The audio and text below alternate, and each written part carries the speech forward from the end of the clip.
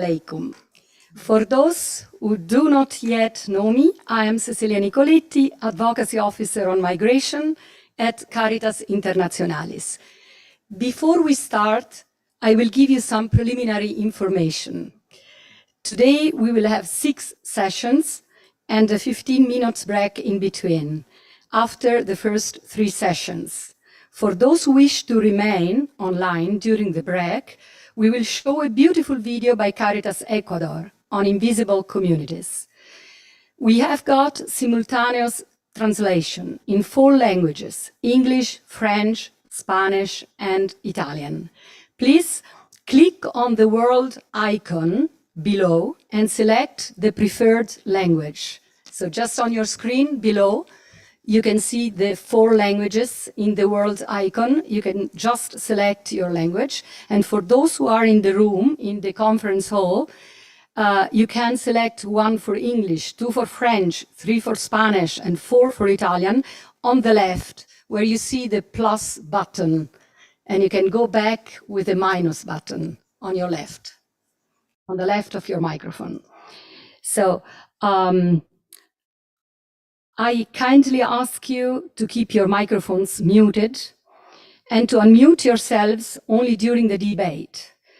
If you wish to raise your hand and take the floor for questions, comments, and sharing of experiences, you will find the command on the screen below. And for those in the conference hall, you just press the left button and close the microphone with the right one. So now we can start. Again, welcome to all of you, to those present in our CI conference hall, and to those who are connected remotely from across the world.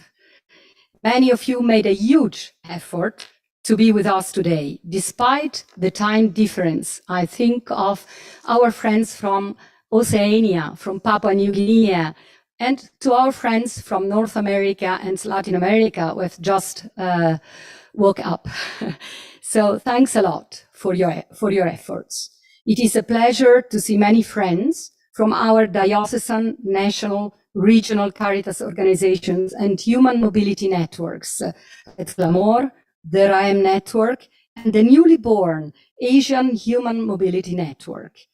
I also welcome our colleagues from Caritas Internationalis General Secretariat and the Dicastery for Promoting Integral Human Development, who are here or connected remotely, and the many other friends from church, faith-based organizations, and civil society organizations, the Migrantes Foundation, the Jesuit Refugee Service, Sant'Egidio Community, the Marist Foundation for International Solidarity, Pope John XXIII Association, to mention just a few. Last but not least, I welcome our friends from migrant and refugee community organizations, as well as from religious congregations like the Scalabrinians and the Jesuits. Today, we wish to start with a special word of thanks to our colleague and friend, Suklish George Costa, Caritas Bangladesh Director of Programs, who suddenly passed away at the end of August this year. He devoted his life and energies to assist, protect, and advocate for migrants, refugees, and internally displaced persons, and helped us understand better the challenges IDPs are facing in his presentation at our May workshop. I am sure that in a new way, he keeps on protecting his brothers and sisters on the move and accompanying us on this journey into the world of migration and asylum. We keep united with him, with his family, with his colleagues in prayer and affection. We also keep united with all the victims and survivors of the terrible earthquake in Morocco and of the floods in Libya, and with all the people on the move who are facing right now many challenges on the migration routes to find a safe place, welcoming communities, and a new hope. Now I am pleased to give the floor to our Caritas Internationalis Secretary General, Mr. Alistair Dutton, who is joining us from New York, where he's attending the UN General Assembly, for his words of welcome and his opening remarks. Over to you, dear Alistair. Thank you, Cecilia, and hello, everybody. It's a great pleasure to see so many of you online. can I just check that you can all hear me okay? A thumb up from somebody or a nod of a head is done. That's great. Thank you. So good morning to you, good afternoon, good evening, and to those of you in the Pacific, good night. I'm sorry you have to get out of bed to join us today. And as the sun rises in the east, is high in the sky at noon, and sets in the west, it's my pleasure to greet you on behalf of Caritas, but most importantly, on behalf of all of those who have had to flee their homes for whatever reason, that will be the subject of your discussions today. As Cecilia said, I'm greeting you from New York and from the UN General Assembly, where migration and migrants are an issue that comes up in just about every conversation. Yesterday and today, we have been looking at the Sustainable Development Goals. Tomorrow, we'll be looking at climate ambition and migration and the effects of people who are then forced to move are very present in all of those discussions. As we start, I just invite you all to bring people who have fled their homes into the room for whatever they've fled their homes. I'm sure all of us will have individuals we've met in mind, particular circumstances, contexts, countries in mind. And I ask you just to concentrate for a moment on those people. People who feel deeply, deeply attached to their lands, to their people, to their families and friends, and the spirits of their ancestors. And I just ask you to reimagine again for yourselves how desperate someone must have to feel to leave all of that. And so often migrants are presented as people who have just made a flippant choice or a selfish choice. The arguments of the right that push these people away. But we know the reality of these people. We know the realities of these people have suffered. And we understand that we must respond with compassion and love to all of them and help build a world where people can find their right place in it. As we start today, I'd just like to thank you again for joining us for this joint initiative of Caritas Internationalis with the two human mobility networks, Red Clamor and RAEMH, and the initiative towards the occasion of the World Day of Migrants and Refugees on the 24th of September. Events like this are important opportunities for sharing, interacting, and building our common strategies. Today, when I look at the really significant macro drivers in our area of work, I see a world of growing inequality and where that inequality is growing increasingly quickly. Just in the years of COVID, more than 2/3 of the wealth that was created was captured by the 10%, by the richest 10% of the world's population. We, the richest, continue to take the lion's share of the wealth, and inequality is growing ever, ever wider. I see a world where conflicts are multiplying and more people are caught up in conflict. And I see a climate emergency which is affecting the poorest and most vulnerable first and worst. And these are the people who have done the least to create the emergency. And these are all drivers for migration. We see this over and over again. And I think we're going to see this increasingly. When I look at the predictions from the climate emergency, I see vast swathes of the globe becoming increasingly uninhabitable. In 2022, the UN Global Trends report of 23 reports that 108 million people worldwide were forced to flee their homes because of persecution, conflict, violence, and human rights violations. And that's an increase of about 20% on the figure of the year before. So we can see that migration is increasing already, and I anticipate that that will become worse. I started my life in Caritas some 30 years ago, working in Nepal for Caritas Nepal as a Jesuit novice, working with refugees from Bhutan. And then I did my thesis actually for my master's on UK immigration policy. And I'm embarrassed to say that we in the West have systematically dismantled the opportunity for people to claim asylum. We have made it increasingly difficult for them to reach countries where they can claim asylum. Our instinct collectively, whether we like it or not, is to build a wall and hold people at arm's length. Our immigration policies more and more are to hold migrants outside the borders of Europe and to pay other governments to look after them. And I'm even more embarrassed to say that my own government now thinks that it is okay to try to deport refugees and asylum seekers to third countries and to pay them to do the work that we should be doing, that we should be taking responsibility for.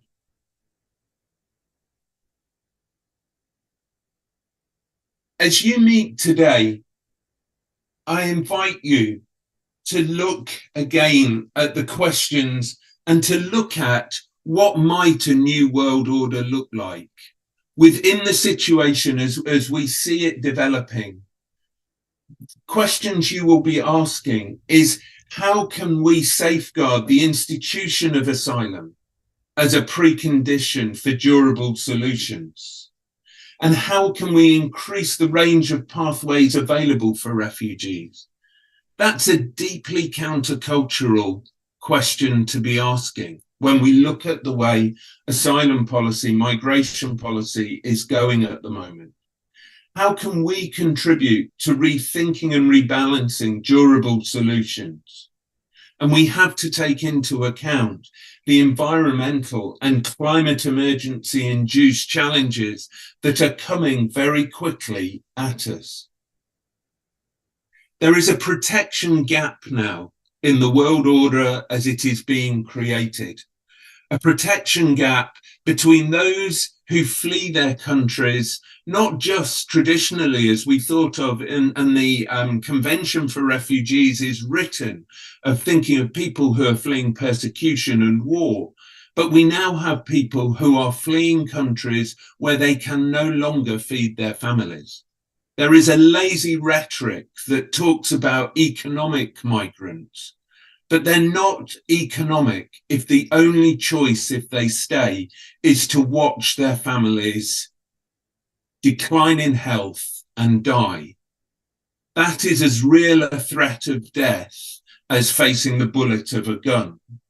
And so we need to present solutions to the world. We need to challenge the world to engage affectively, emotionally with the reality of refugees, and to treat them as human beings, to treat them as people of inalienable dignity, to treat them as people made in the image and likeness of God, who as human beings in one human family, we have a responsibility to care for.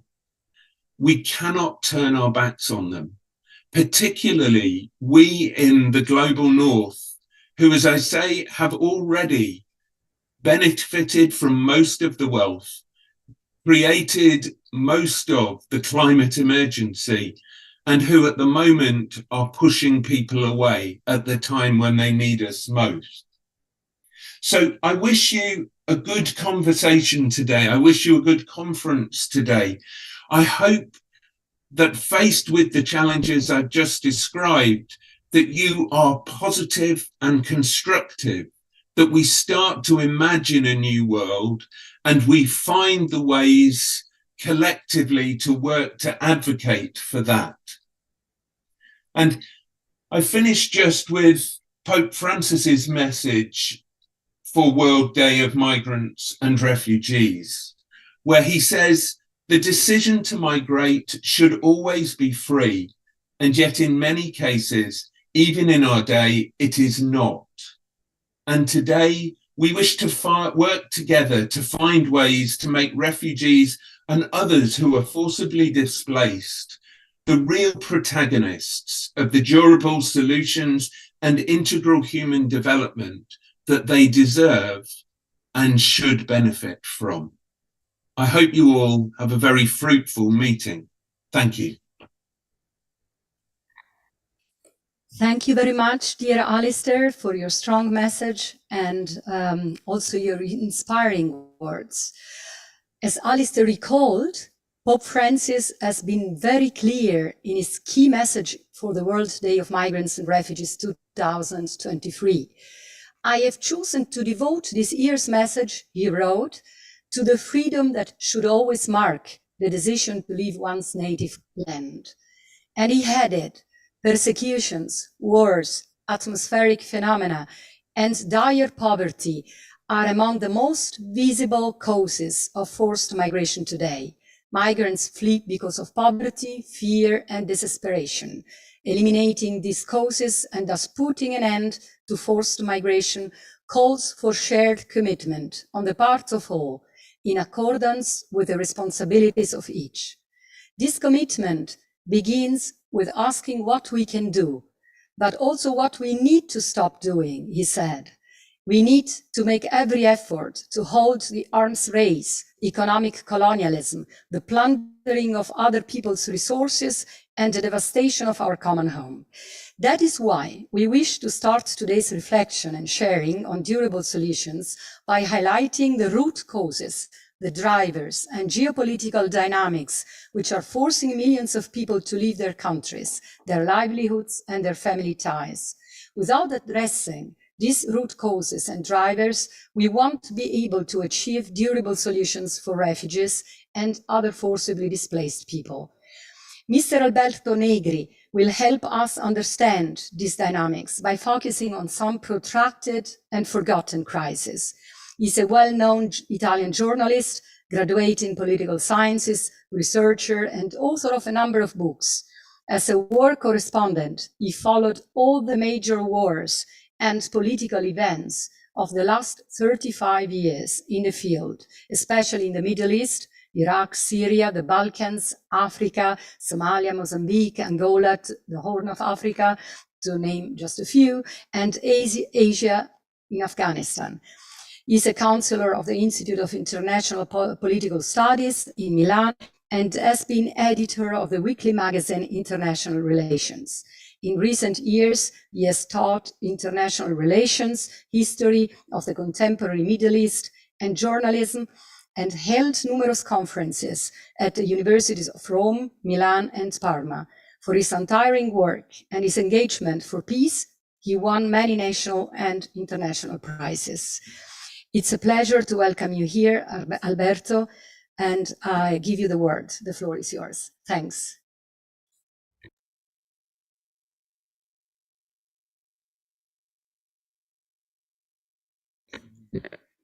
Alberto, can you unmute your phone? Puoi aprire il tuo microfono, Alberto? Grazie.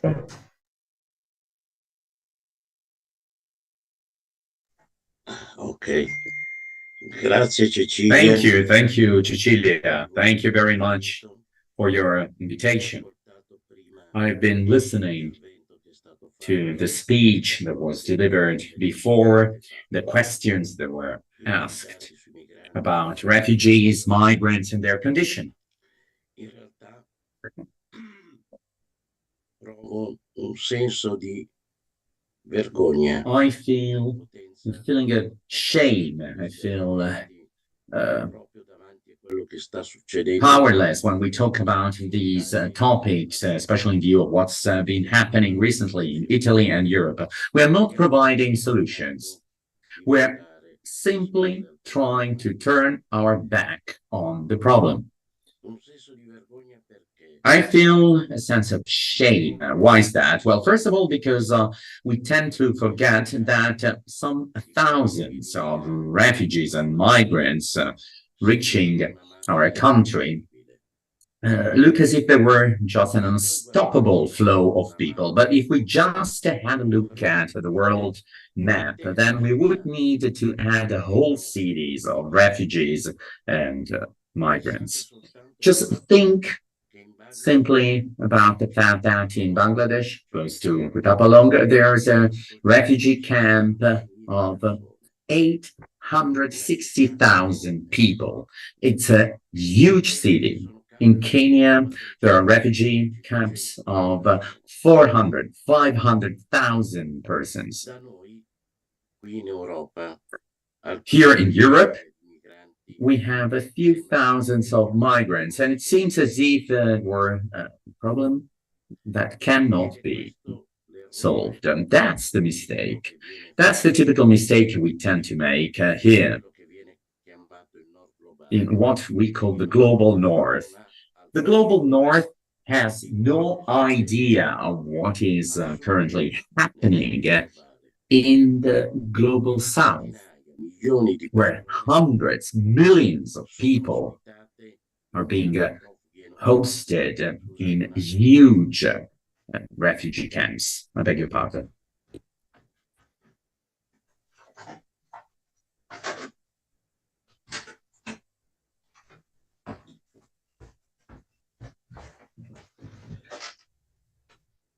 Questo è il nostro problema. Non abbiamo... This is our problem.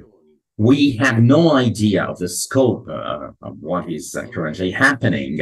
And since we have no idea about what is currently happening,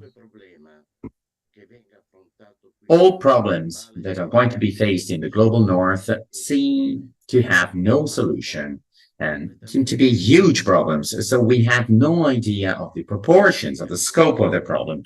We also ignore that old conflicts that have been going on for decades haven't ceased. Just think of the Horn of Africa, what occurred and what has been occurring in Somalia for decades, or what has been going on in Ethiopia, Eritrea, in Sudan.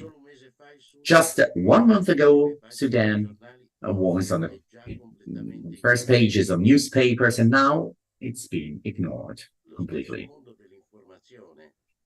The media world, the information world, has no idea of the size of the problems.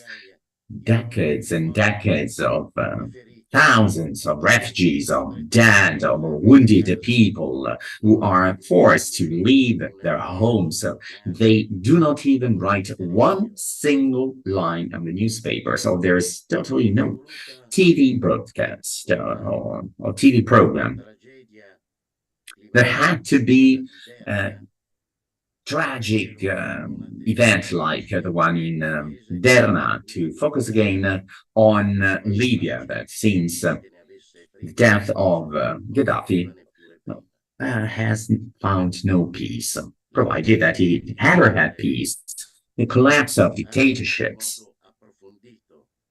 somehow worsen the problems of the southern part of the world, from the Middle East to Africa. Just think about Iraq. In 2003, Saddam Hussein's fall, we would have to be the bearers of democracy. Just go to Iraq and you'll probably understand that half of the population has no electricity at home. You just need to go to Libya to understand what is going on there. Derna is a terrible tragedy, but the local population is experiencing terrible conditions on a daily basis. The same applies to Tunisia. If you ever visited the border between Libya and Tunisia, you would have realized what's happening in the south of the world, just a few hundred kilometers away from our coasts. Illegal trafficking, human trafficking. A turnover of more than $500 million all over the world. But it seems as if nobody is showing interest. And then we tend to think, how are we going to cope with the problem of migration? But we have a huge geopolitical problem, that of a whole continent, like the African continent, where most countries failed, and those borders we see on maps are just virtual borders. There's nothing real about what we see on this world map, apart from the suffering of millions of people. That's the current reality. We pretend here in the global north that we're dealing with states, or that we want to achieve agreements and settlements, but we perfectly know, we're perfectly aware of the fact that we are just dealing with a virtual image of states and governments that are not actually governing their populations. They can only push them away, or they can just threaten them. That's reality.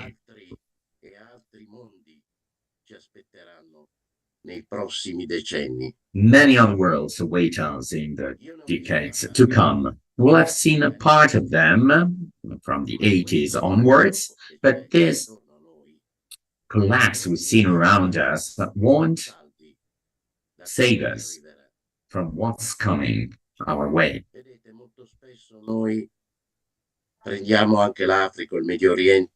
We sometimes look at Africa and the Middle East, and then we see that we're dealing with failed states. But are we able to see our own failure, or aren't we able to do so? Our failure is the war that is currently going on in Ukraine against Russia. It's the failure of a whole continent. It's not only the failure of Putin or of a whole government. We're talking about the failure of a whole continent. Of course, well, one day the Minister of Foreign Affairs of India told me a few months ago, when I asked him what he thought about the war in Ukraine, well, he was rather blunt and simple in his reply. Well, you see, you as Europeans, so you tend to be really good at turning your problems into the world problems. But when we have a problem, you look the other way. So that's it. Thank you very much for your attention. Thank you very much, Alberto, for this very strong and very clear insight in today's crisis and our responsibility as Global North, and especially for focusing on crises like those in Syria, Libya, which are really, and Sudan, which are nearly forgotten by the media and also by the public opinion here.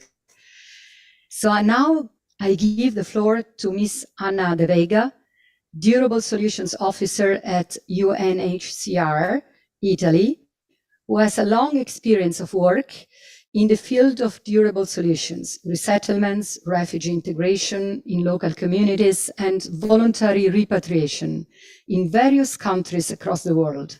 She will explain us why durable solutions are so crucial for refugee protection and central to the UNHCR's mandate, and also to the Global Compact on Refugees. She will explain what are the barriers preventing displaced people to achieve them, and which new challenges and new approaches need to be considered to better implement durable solutions in the future. Dear Anna, the floor is yours.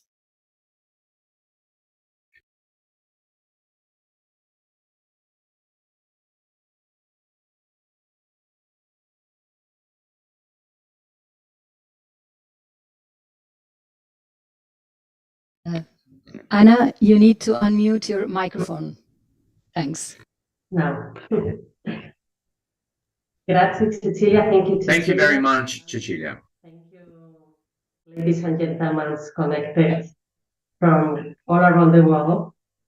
And thank you for inviting UNHCR to address the crucial topic of durable solutions for refugees. Today, on my intervention, I will explore what durable solutions means concretely, why the durable solutions are crucial, and how UNHCR engages with the stakeholders and civil society actors to achieve these solutions. Firstly, durable solutions entail more than just providing immediate assistance and protection to refugees. They are comprehensive and sustainable outcomes that enable refugees to rebuild their lives with dignity. Durable solutions, as was mentioned by Cecilia just now, are, under the UNHCR definition, three main options. The first one, the voluntary repatriation. The second one, local integration. And the third one, resettlement. These options aim to provide refugees with lasting stability and opportunities for self-reliance. I would like to share with you the latest figures of our global trends. It was mentioned this morning by the Secretary General of Caritas International that as of today, there are 108 million people forcibly displaced worldwide. These numbers that I'm going to present to you now regarding durable solutions clearly do not meet the current needs and are insufficient. When it comes to refugee returns, to voluntary repatriation, in 2022, a total of 339,000 refugees returned voluntarily to 38 countries of origin. This is a very significant decrease in relation to previous years. And just as an example, refugees from South Sudan continue to constitute the largest group of returnees, with almost half of the total number, 151,000. When it comes to refugee resettlement, the total of people that found this solution in 2022 were 140,000 refugees. It is very important to highlight that this number constitutes just the 7% of what UNHCR estimates the total number of people in need of resettlement as a solution for their case. When it comes to refugee local integration, it is quite often there are not very reliable systems of data collection. UNHCR estimation is that in 2022, just a total of 50,000 refugees were naturalized or found a permanent resident in the country of asylum. This represents, a very general picture. You can find more information on the UNHCR annual publication in June, that are the global trends, in which you can find all the statistics in relation to solution under the chapter 5. Going back to the questions, why durable solutions are crucial? I think it speaks by itself, being very obvious, but I think it is important is still to remind to ourselves because they address long-term needs and aspiration of refugees. That humanitarian aid is, of course, vital for immediate relief, but it cannot provide lasting solutions. And that by offering durable solutions for refugees, we ensure that the refugees can rebuild their lives, but also they can contribute to the social, economic, and cultural fabric of their host communities. In relation to the work with partners, to achieve durable solutions, UNHCR recognized the importance of engaging with main stakeholders and civil society actors. We understand that collaboration is a key of success, and our approach involves working closely with governments, non-governmental organizations, international organizations, and local communities. We engage together to advocate for inclusive policies that protect the rights of refugees and create enabling environments to develop solutions. Under my current position, I do work as Senior Durable Solution Officer in Italy, very closely with Caritas International. I know that in one of the next interventions, Oliviero Forti will make an intervention that surely will elaborate further on the Italian experience of the humanitarian corridors. But just knowing that the time is limited, I just would like to make a reference that Italy, over the last years, have set up a number of legal pathways for persons to arrive in safety to Italy.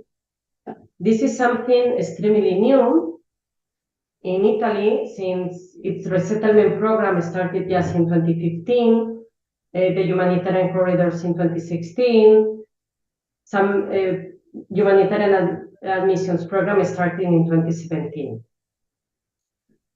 But just to say that, this is one of the main pillars of UNHCR strategy in Italy, to work together with the authorities, with partners like Caritas, to build solutions for refugees. And we do see that Italy can play a very important role, as it was mentioned as well by Alberto Negri, that the country has the capacity to do a lot, and it has demonstrated so with experiences put in place over the last years that are very successful experiences.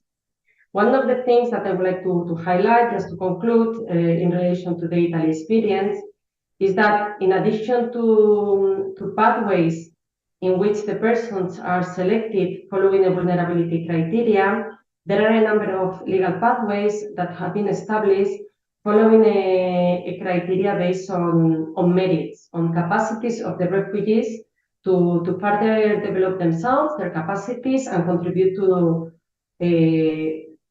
their host communities, which are, the Education Pathways Program. Italy has established since 2021 2 education pathways for refugees that wish to continue their university studies. And this year, the Italian government just passed a new law that includes a quota for labor pathways for refugees, that we are, working together with a number of partners, again, always including Caritas into this, that is playing a leading role into it, and that we are looking really forward with certain level of optimism, as this can set up a precedent and hopefully be a scale up to offer concrete solutions for people in need.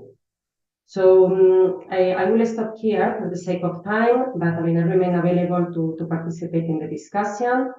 And again, I would like to reiterate a word of thanks to Caritas for organizing this important event. Thank you so much. Thank you, dear Anna. And as we're running out of time for the first session, I would say that I now give the floor to participants, because they may have questions, comments on what Alberto and Anna just said, and even Alistair. So just raise your hand if you wish to participate in this first debate, before we pass the word to Leila for the second thematic session on legal pathways, resettlements, and complementary pathways. So just wait a little bit to see if you have some comments or questions. Karam, please go ahead.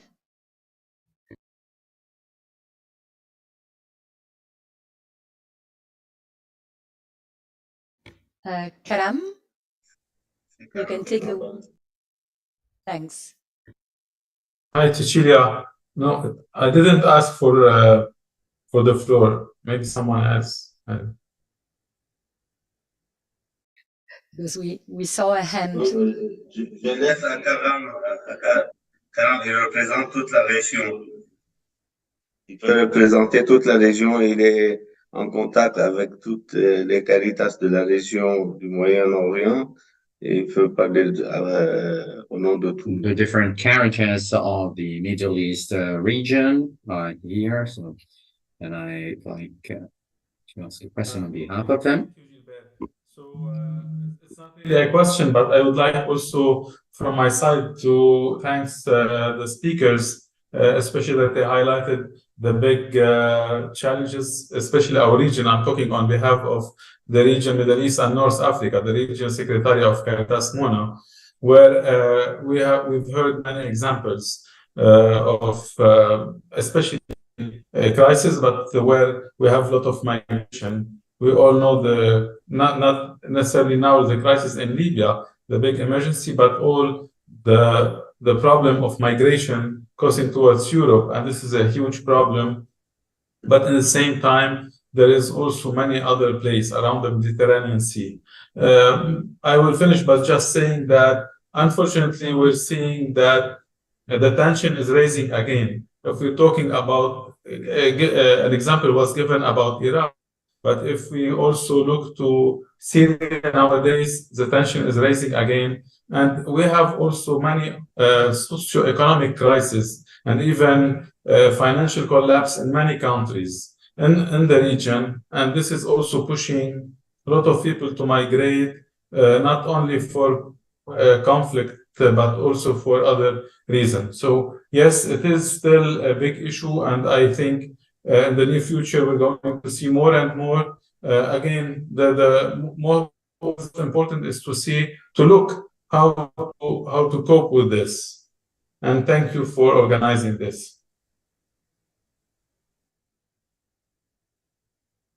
Is there any other comment, or do you want to share some experiences or related to what the Anna and Alberto just told us? Or if there is no comment, as for now, I would pass the word to Leila Bodo. So we are just going into the thematic sessions on each of the durable solutions that UNHCR considers as relevant for refugee protection and integration. So we are going to speak now of legal pathways, resettlements, and complementary pathways. But I leave the word to Leila. Thanks, Leila. Good afternoon. Do you hear me well? Yes. Yes, okay, perfect. So I'm Leila Bodeux. I'm Senior Policy and Advocacy Officer on Asylum and Migration at Caritas Europa. For those of you who don't know us yet, we are the European network of 49 Caritas organizations in Europe. And I'm also coordinating Caritas Europa's Human Mobility Working Group, of which Caritas Italiana, who will speak after me, is an active member. So I'm very happy to moderate this session on regular pathway, resettlement, and complementary pathway. And I would like to warmly thank Caritas Internationalis and the partners for the invitation. Caritas Europa has called to ensure access to protection in the EU through an improved asylum system, which puts people's rights at the center. And for us, this starts with ensuring safe and regular pathway to protection, dignified reception condition, and integration in the host society.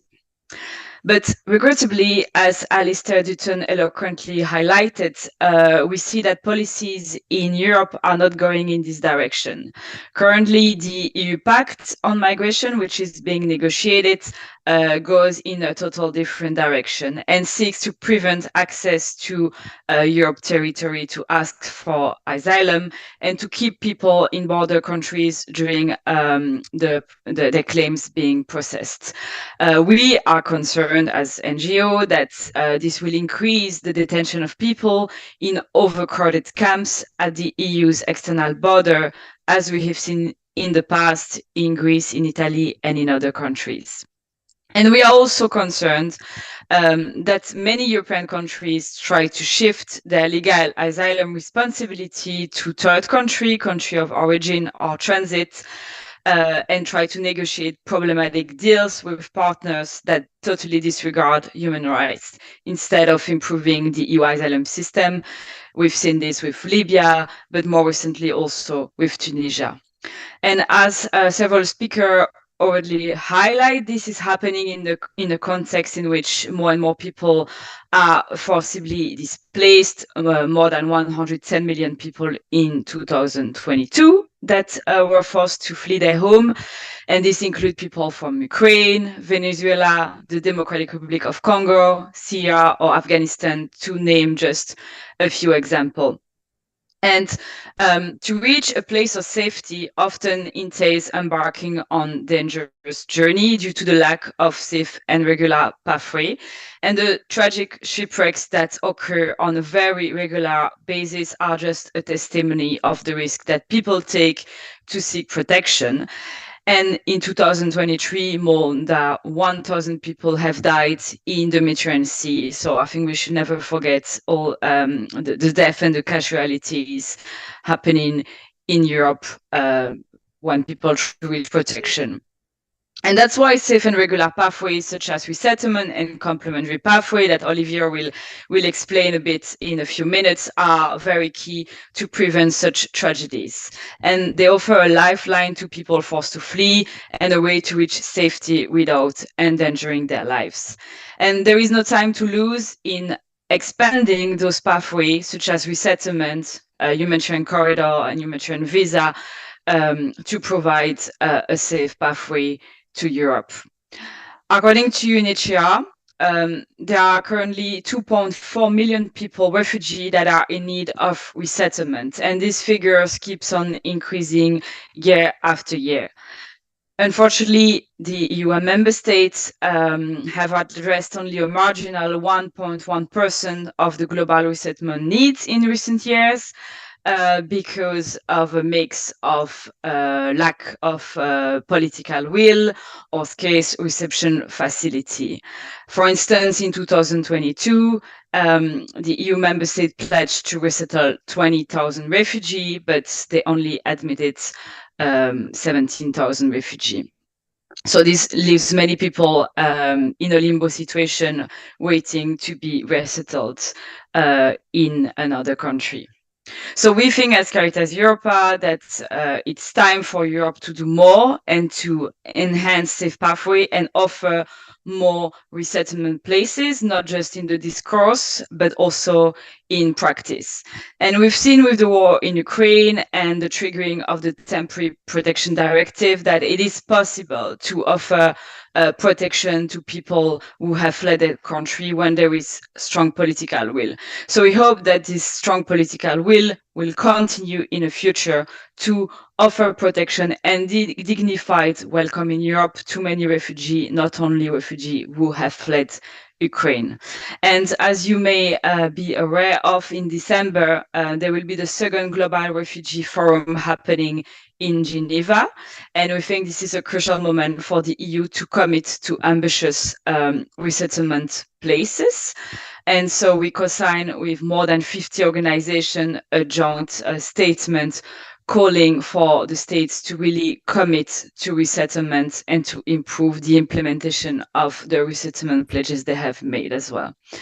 And on top of resettlement, I already mentioned complementary pathway, which are very important to extend the possibility to access regularly Europe to seek protection, and community sponsorship and other schemes that engage civil society and private citizens in welcoming refugees have the potential to significantly boost the capacity of our society to offer refuge to more people in need, in addition, of course, to what the state is already doing. And despite the many challenges that are already highlighted, there are many innovative practices and safe pathways that have been developed in the last few years. And Caritas Italiana, where we speak now, has played a crucial role in implementing those different humanitarian corridors. So it's a real privilege, I think, for us to have Olivier Forti, Migration Policy Officer at Caritas Italiana, who will explain a little bit more how these humanitarian corridors have been developed in practice. So over to you, Olivier Forti. Thank you so much, Leila. And first of all, I would like to express my gratitude to Caritas Internationalis and in particular to Cecilia for inviting me and also my colleague Manuela to contribute to this important event. And I was thinking that rarely an event has been so timely and appropriate, because we are facing an emergency in Italy, as you know, particularly Lampedusa, that reminds us of the need to find sustainable and durable solutions.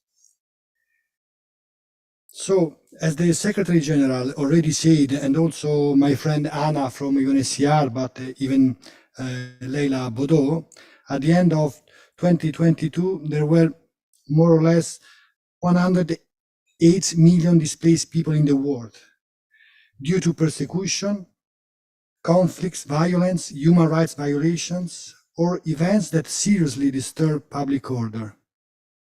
It's clear, I think, to all of us that the actual policies are not able to manage this phenomenon and this challenge. Most of the need, and Professor Negri already said, for protection is concentrated in countries of first asylum on the African continent. By country of origin, Syrian refugees represent the population with the highest global resettlement need. Refugees from Afghanistan are estimated to rank second in resettlement needs globally. Despite this huge need for protection, only 114 were resettled, with or without UNHCR assistance. It's evident that legal pathways to enter the countries of destination are very few and often take a lot of time. Don't forget it. Often refugees need a lot of time to reach a safe country. Global instruments to ensure legal and safe pathways, for example, label entry, family reunification, or resettlement programs, are underused by countries. The widespread sovereignist narrative prevalent in the public opinion in many countries also contributes to reducing opportunities to implement safe and legal pathways. And we are assisting what's happening in Italy, but even in other European countries. Due to this imbalance between the need for protection and the real possibilities to reach a safe country in a legal way, migrants and refugees end up in the hands of traffickers or stranded in countries of first asylum waiting for a durable solution. In this context, since 2016, Caritas Italiana and other Italian NGOs have decided to open programs called Humanitarian Corridors to relocate refugees from Africa, the Middle East, and Asia. After signing several agreements with the Italian government, some civil society organizations started to implement this mechanism that allows refugees to and legally. People in need of protection are channeled into community-based widespread reception schemes, where people's basic needs are met and access to the health system and medical care is guaranteed for vulnerable people. So far, we have received more than 1,300 refugees from Ethiopia, Turkey, Jordan, Niger, and Pakistan. And I'm not talking about Ethiopian people, Turkish people, but people who are stuck in this country. So Somali people, Eritrean people, and so on.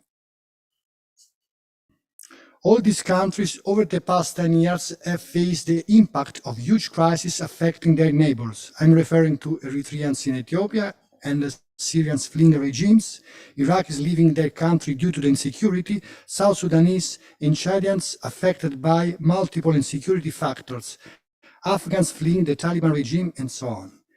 The humanitarian corridor is an opportunity for people living in difficult situations in countries of first asylum. They have the chance of a new life in Europe thanks to the support of private organizations and local communities.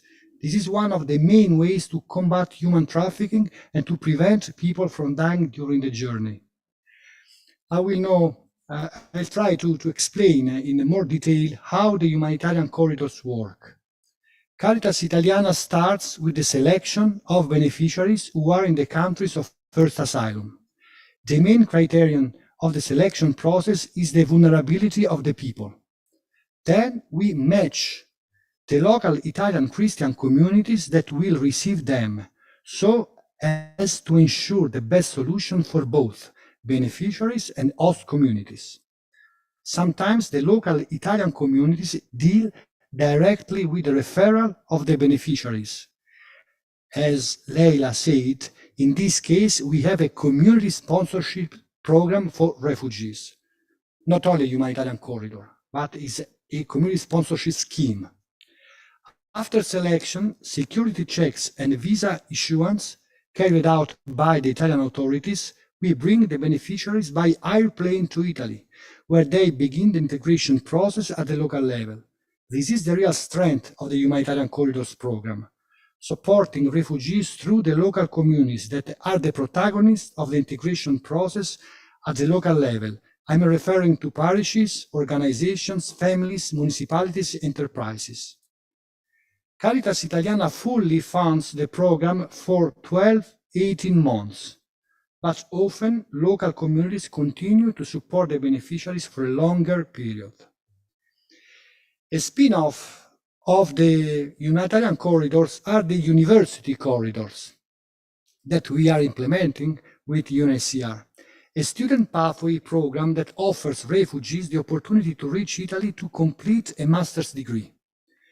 To date, more than 100 refugee students are in Italy thanks to this program, and the model has been exported to other European countries. Currently, many Italian universities are involved in this program. All students from Sub-Saharan Africa are selected directly by the Italian universities, which award them a scholarship and provide them with accommodation. The Caritas network takes care of the social accompaniment of the students in the necessary integration process in Italy.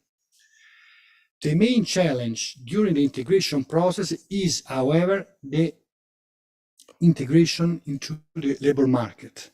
Refugees do not only need protection due to persecution, but are safe if the host country is able to give them a normal life, home, health, school, and a job for adults. Without a job, they will never be free. During the implementation of the humanitarian program, we realized that it is extremely important in the selection process to assess not only the vulnerabilities, but also the skills, abilities, and motivation of the beneficiaries. Some of them are well educated and able to contribute very positively to the Italian labor market. In addition, we constantly receive many requests from different employers to place migrant or refugee workers. Many refugees fleeing their home countries are forced to rely on reception programs and casual jobs in the informal sector to survive, although they sometimes have job skills and professional qualifications. During the extended period spent in countries of first asylum that do not offer real job opportunities, they often lose these qualifications and experience and are forced to make the decision to move elsewhere. Such situations would not occur if refugees had access to legal and safe channels to reach third countries in line with their skills and legitimate aspirations. Labor mobility could be a key element for refugees to secure and accelerate the integration process and provide the potential resources and skills to return to their countries of origin once the conditions that force them to flee are changed, thus contributing to their country's development.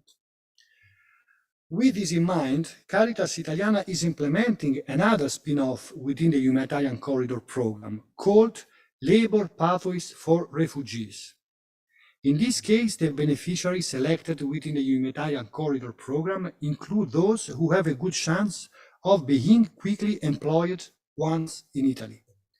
This program foresees the following steps: selection through an employment agency of Italian companies that need workers for their business, preparation of curricula, video presentation and motivation letter, training on in Italian legislation, the labor market, and the necessary soft skills, individual tutoring with human resources experts, assessment of hard and soft skills with ad hoc interviews, selection of beneficiaries for potential matching with enterprises, virtual meeting between beneficiaries and enterprises, intensive Italian courses.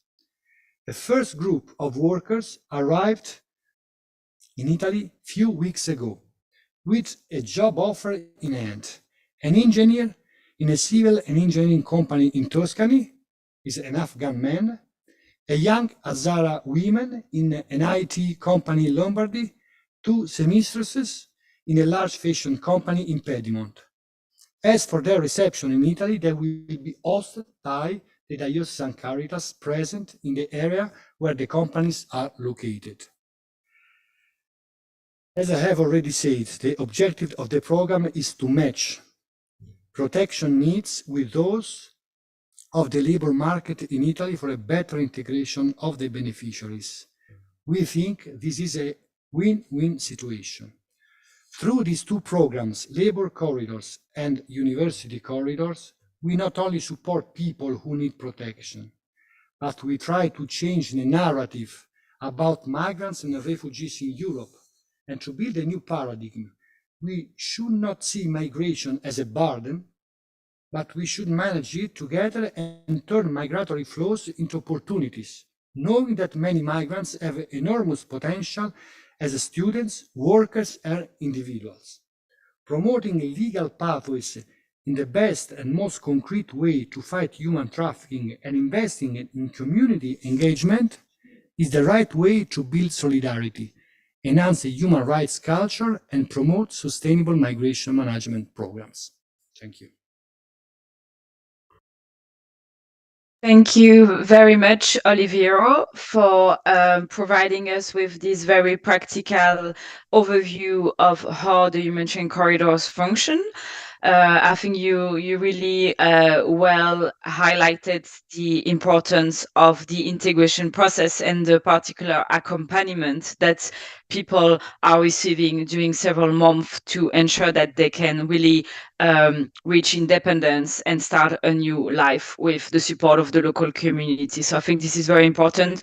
Also, the number you highlight that 1,300 people have arrived through these programs in the last couple of years, I think is very important to see that this is a very important program that is not only concerning a few people, but has the potential to really bring many people to safety. So now we will open the floor for a question. I'm online, so please, Cecilia, do help me with the question in the room. Yes, Leila, there is someone asking, so he will briefly present himself, introduce himself. He is in the conference room, so I give the word to him. Thank you, Cecilia. And this is Angelo Pitaluga from Jesuit Refugee Service. I would like to thank you also for the invitation to this event organized by Caritas, and also for the successful stories that have been shared lastly by Oliviero. I know all the good experiences in Italy, in Europe, organized by Caritas, the humanitarian corridors, many examples of complementary pathways that can really change the lives of the people. However, I would like also to make a point on what is happening at the political level. And the recent 10 points on migration from the European Commission, in my view, are a clear example, I would say, of our failure. Or in any case, it's very frustrating if we think of the message of Pope Francis of welcoming, integrating, promoting and protecting, and then you see the political agenda of the European Commission is exactly the opposite, stopping, pushing back, making agreement with authoritarian regimes to stop the people on the move. So this is a question to probably many of us, to UNHCR, Caritas, but also to ourselves as Jesuit Refugee Service. What can we do more to possibly change these policies? influence these policies. And we made a strong statement as JRS Europe and Centro Stalli that in the 10 points of the European Commission, complementary pathways were never even mentioned. And what can we do more? Maybe jointly together to put this solution at the center of the debate and changing the policies and then the lives of the people. Thank you. Maybe I suggest we collect, because I see there are 2 more questions online, so perhaps we can gather these 3 before Olivier responds. So there is a question from Cynthia Nwadike. So Cynthia, if you want to take the floor, please go ahead. Hello, everybody. Can you hear me? Yes. I'm Reverend Sister Cynthia Nwadike. I belong to the congregation of the Missionary Sisters of Our Lady of Apostles. I'm Nigerian by birth, but I've been in Botswana since 2008. Currently, I coordinate the migrant refugees IDP services of my diocese. We have a very peculiar situation. Enclosure and a camp is our own method in Botswana. There is a facility, a prison facility, where some of them are, and the camp that is about 2 hours. From experience, it's difficult. And like what the last speaker said about, will I say, poor political will, even when there are favorable laws. But like I was on an online training, we like the labor of the migrants, but we do not like the person of the migrants. So laws are now being put in place to push people away unless they are completely skilled. And between you and I now, the world has completely changed. People move not because they want to move. I don't know the statistics, but in the last 2 months, we have more forced migrants than those who are regular migrants. I came for our general chapter. I know how difficult it was to obtain a visa to come to Italy. It took almost 2 months plus, but people are moving because of world events. My little contribution here, and from my experience on the ground, serving our people, is we shouldn't limit our services, or no, not services, collaboration to only within the Catholic circle. I have tried to make friends with councilmen in my locality, government officials. I tried to find out who is the UN mission head in Botswana. All the doors that are locked to you, I knock. And like that woman in the scripture who kept on disturbing the judge, I don't relent. In a very respectful way, I keep on. Either they get tired of this woman of God, this woman, this foreigner in our country serving. The answer is not easy. I got this experience when I came to Botswana in 2008. There were no laws against human trafficking. We campaigned, the women religious. We got other people who were concerned in and outside the church. 2014, there is a law which is very good. At least we have one prosecution, which is in the right direction. So my own opinion is, with all that we are doing, in some areas, think outside the box. Who outside of the church can help? It could be the MP. It could be the permanent secretary. Never can know. But, and I also finish, sorry, with a bit of knowledge on the phenomenon, you educate these officials, but many of them have no idea. They only look at statistics and these people who have come to invade our space. A bit of knowledge can change their mindset. Thank you, presenters, participants, in this beautiful opportunity to learn more. God bless. Thank you so much, Cynthia, for your words. So I suggest we take the third question that I had noticed from Anaïs Fad. Like that, Oliver can respond to the 3 questions, and then I see there is some more hands, so we'll see if we have time. But please first go ahead, Anaïs. Hello. Sorry, my name is Anaïs and I work at Caritas in the UK on community sponsorship. So my question is regarding the pathway that have been created in Italy, both the humanitarian and the university, as well as the labor. Did this pathway come from the initiative of Caritas, of charities, or was it from government? I'm just thinking in the UK example, for example, is there a chance for charities like us to do advocacy for this type of pathway to be open elsewhere.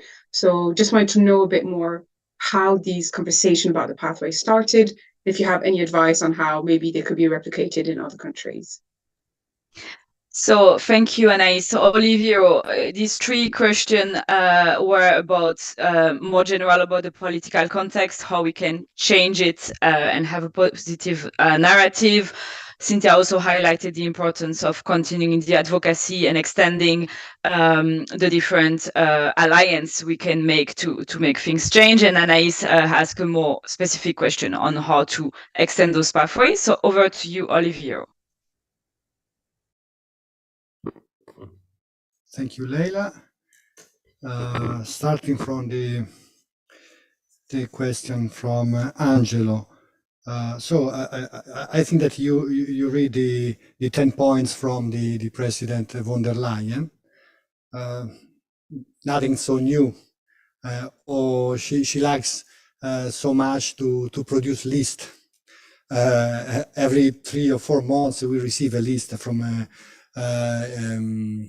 Commission with the key points for managing migration and for finding solutions, possible solution for the emergencies that we are facing. So the last one is very similar to the previous one, but it's very interesting because if I remember well, there is a part of these 10 points where she mentioned the humanitarian corridor. So now the humanitarian corridor has been a sort of brand, and they often confuse resettlement with humanitarian corridors, with evacuation. Everything is humanitarian corridor because it's a very positive message. But nobody say how especially to support the humanitarian corridors, because until now, this program is a totally private program, financed totally by the civil societies. Never Italian government put money on the table in order to support us on this. And this is probably the way where we have to do more advocacy. We have to find the way to convince the European, not only European government, that this way is the way of all. This is not only the need of Italian church, of the need of other association. Is a big opportunity for all. But until now, we never receive a positive message on this. They say, oh, yeah, you have to improve the humanitarian corridors. But when we say, can we receive money from the European Commission? It's a little bit difficult because we can't pay this kind of program. So we have to do another way too. But I can say after 5 years, we now stay here saying that at the EU Commission level, they speak about humanitarian corridors.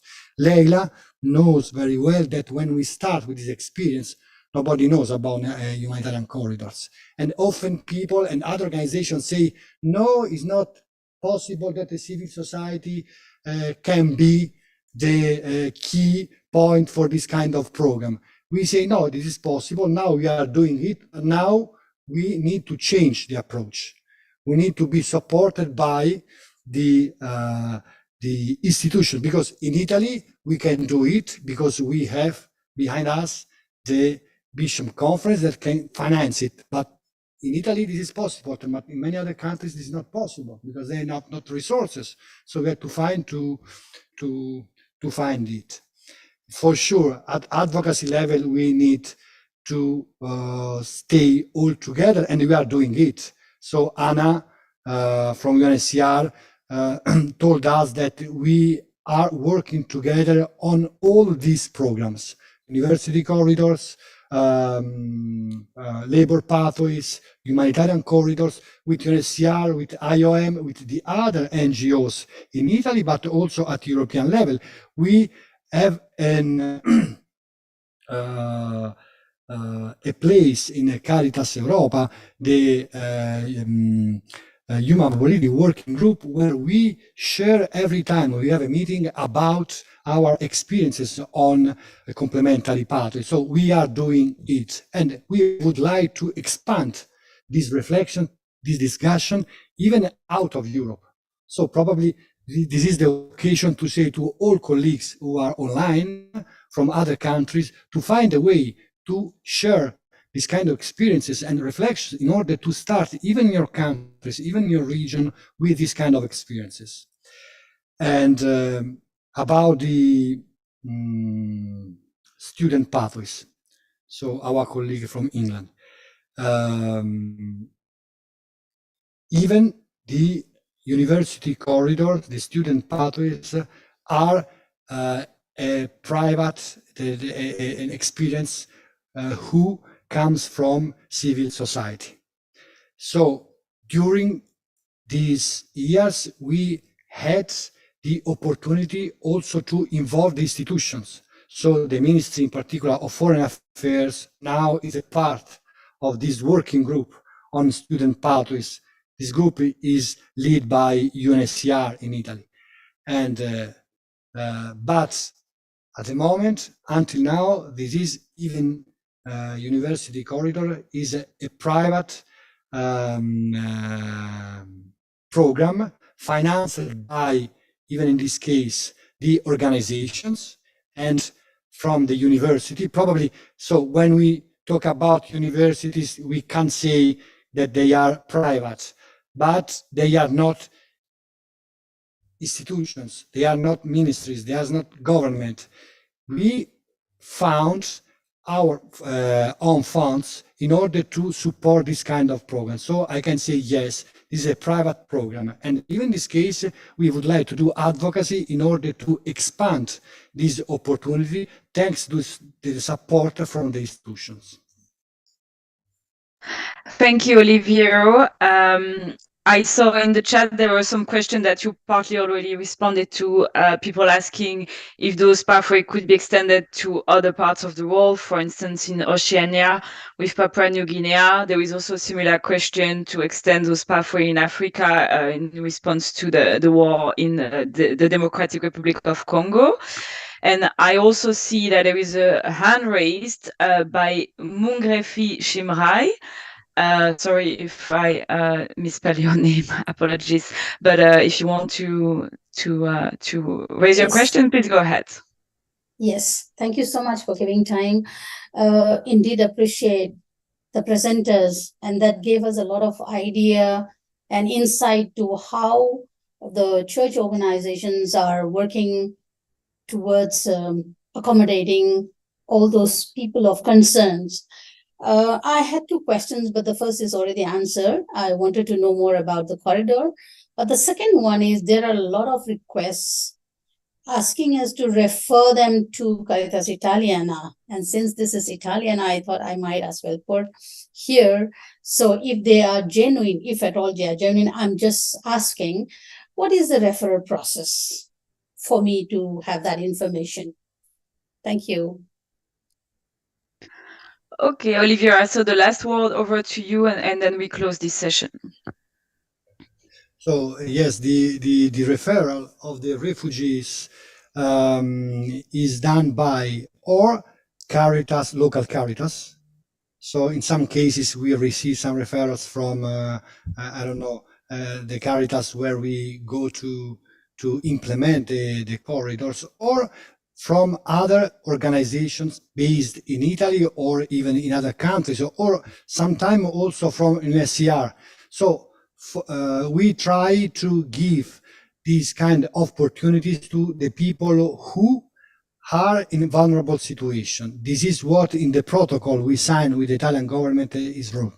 So the refugees must be people in vulnerable situation. For sure, all refugees are vulnerable, but there are thousands and thousands of people, and so the selection must be taken account that some of them are more vulnerable than others. So in this way, but the referral can be done by other organizations, by local Caritas, by even sometime the bishops or the apostolic nunciature. Depends the different situation we are facing in the countries. Thank you so much. Thank you, Oliviero. Thank you, everyone, for your very relevant question. So, Cecilia, over to you. I think we can close this session. Thanks, dear Leila. We're running out of time, but anyway, I am pleased to pass the word to Mr. Elvi Monsant. Voy a pasar la palabra a Elvi Monsant, porque es el moderador de la sesión temática sobre la integración de los refugiados en las comunidades locales. Entonces, quiero dar la palabra a él. Elvi, ¿estás presente en algún lugar? Porque no puedo ver a todos.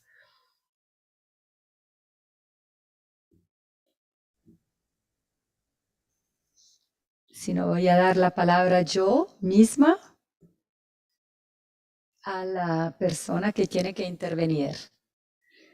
Bueno, empezamos, creo que Elvi se va a conectar porque lo había visto, pero bueno, empezamos esta parte que es... All right, I give myself the floor. Since our speaker is not there, so I'm going to talk about the force of Caritas and other ecclesial organizations. And I would like to highlight the importance of full integration. This cannot be something provisional. And we say that we're talking about a situation or a kind of integration that is not being financed by international organizations or states. And that's why, that's because we tend to think that we want people to return to their home countries. All right, he's there. Perfect. So our speaker is there. I'm sorry, I had some problem. I couldn't connect to my audio. Right, I'm going to give you the floor, and then Father Rigoni, so that you can keep on with your speech. So I'm going to give the word to our Colombian friend, and after him, our Jordanian friend. Thank you very much, Cecilia. I'm really sorry, but I had some audio problems, some technical problems, and I was able in the end to fix them. We are currently participating in this forum about durable solutions to cross-border displacement. And one of the main sustainable or durable solutions is the integration of migrants and refugees.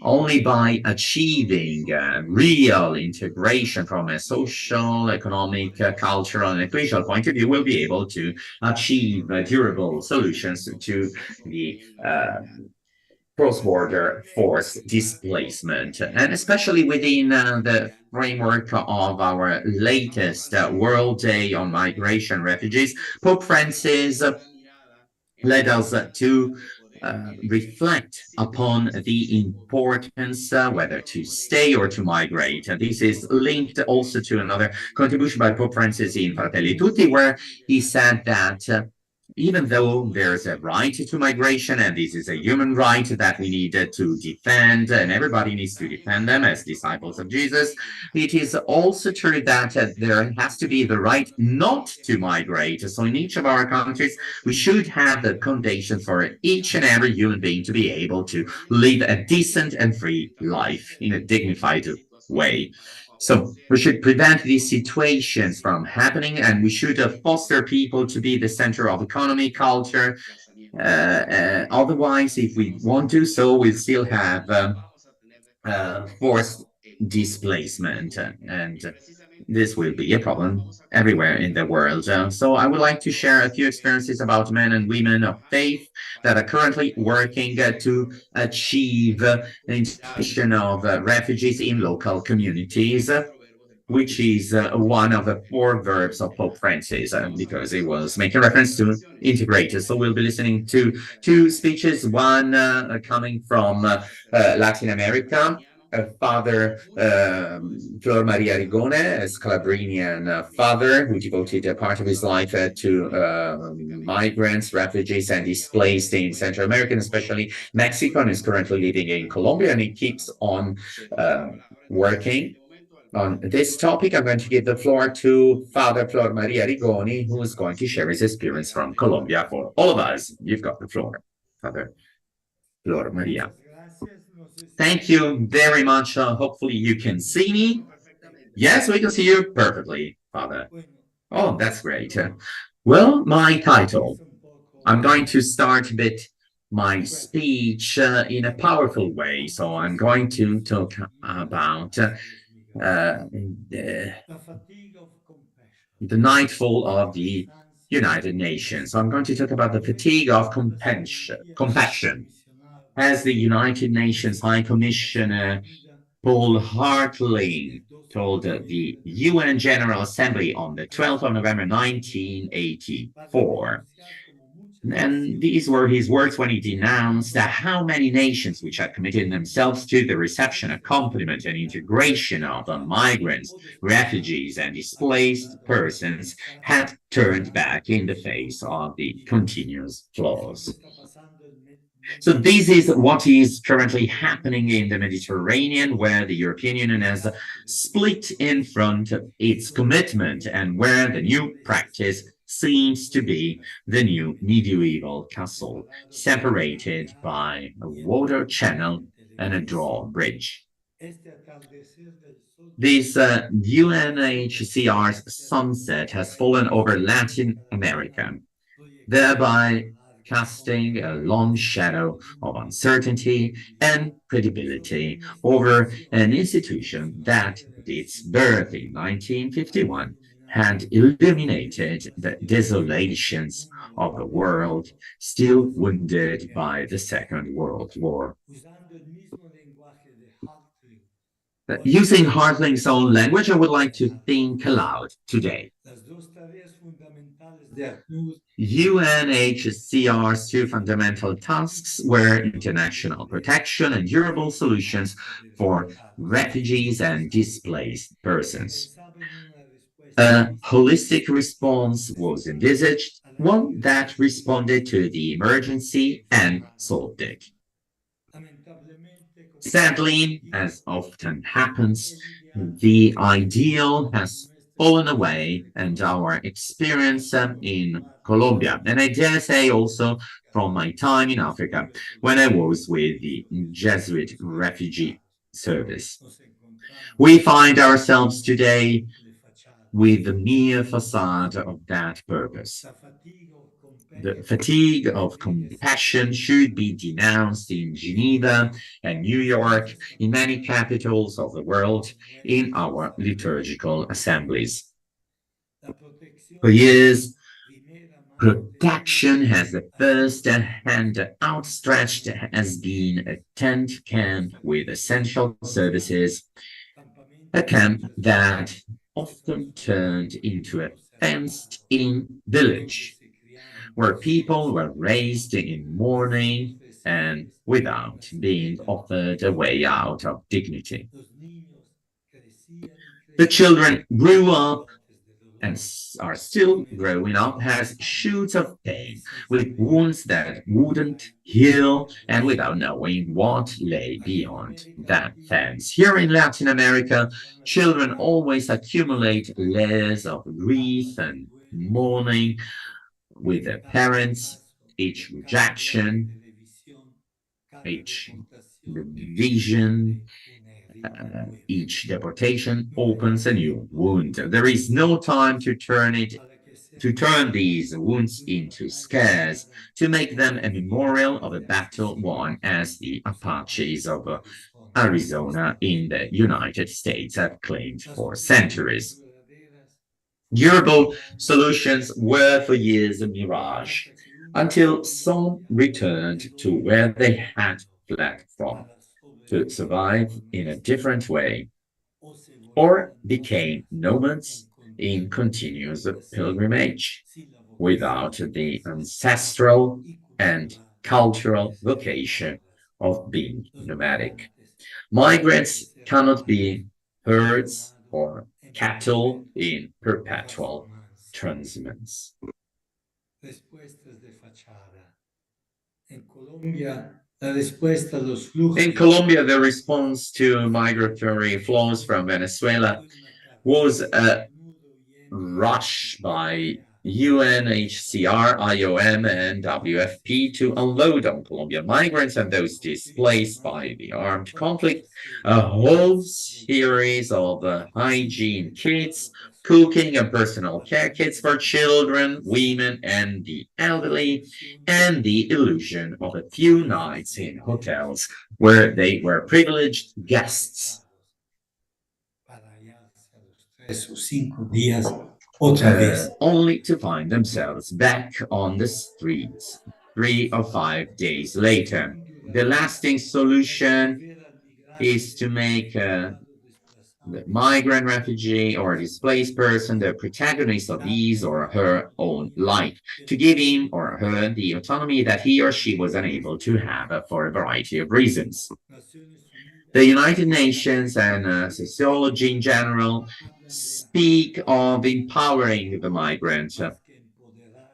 More than empowering is to dignify them, to make them aware of their qualities, their capacities, so that if with one hand they have to ask for help, but with the other they can offer a service, an activity of their own, without having to sell themselves or simply beg for alms. Instead of investing a lot of money in offering migrants 3 meals a day plus snacks for people who are used to eating only 1 meal a day, then let's offer them the possibility to prepare their own bread, to plan their own life, starting from a profession, from their own business. Why not open and finance vocational training centers, short university courses with a certification, as some Catholic organizations are doing? Nowadays, technology offers wide spaces within the reach of many people who were previously denied access. The response of the United Nations and other major international agencies has not been that of dignifying migrants, nor to free them or build on their capacities, but rather a superficial makeup of immediate aid, which ended up pushing Venezuelan migration and today international migration that attempts to pass through the Darien from city to city, from country to country, and sometimes from continent to continent in a perpetual odyssey. With the change of policy in Colombia and the war in Ukraine, along with others that continue to erupt, the UN is withdrawing and cutting off all financial support. Once again, politics is the only true humanitarian, political, and economic principle. Ideology, commercial interests, strategic alliances, and geopolitics constitute the real frame of reference for assisting, continuing, or cutting off aid in the midst of refugee situations, displacement, or forced migration. When one of these reasons can be invoked, the decision falls like a guillotine, cutting off any kind of neck and humanity. In this context, I'd like to draw your attention to an aspect that is almost always forgotten or not taken into account. I'm referring to a process of liberation towards migrant communities who come from experiences in homelands where populist or totalitarian regimes subjugate the people under a kind of coercive persuasion bordering on brainwashing. As a result, generations are formed that are dependent on the state, where they demand and expect everything, even to the point of kissing the hands of the government itself when it gives back just crumbs of what it has stolen or kidnapped from the people. This is our experience with migrants. We have to think as a church in a way of self-awareness. In order to do so, we needed to build and envisage a possible way of theology for migration to be applied to displaced communities that underwent this kind of doctrines for a while. This reality of my experience is a fundamental basis to lay down the preconditions of an integration where migrants and citizens are really able to build a common tomorrow in a common and shared village. Within this context, I would like to talk about the bureaucratization of humanity. Too much time is being devoted to bureaucracy, and we lose that commitment, that diaconia, and dedication, a fundamental dimension and attitude in our work. Well, a reflection on caritas, which comes from Latin and means law God to being faithful. It comes from Latin, means the love that comes from God. It is the word that the early Christian communities began to use in diaconia or service to others. It is not unscaling, which often substitutes for the word charity. It is an expression of compassion, mercy, communion, basis of law, the word forbidden in politics or humanitarian aid. We as a church have to start and stay in this spiritual and ethical perspective. And if you allow me, I would like to read a passage that as a young seminarist really struck me by St. John Baptist Scalabrini.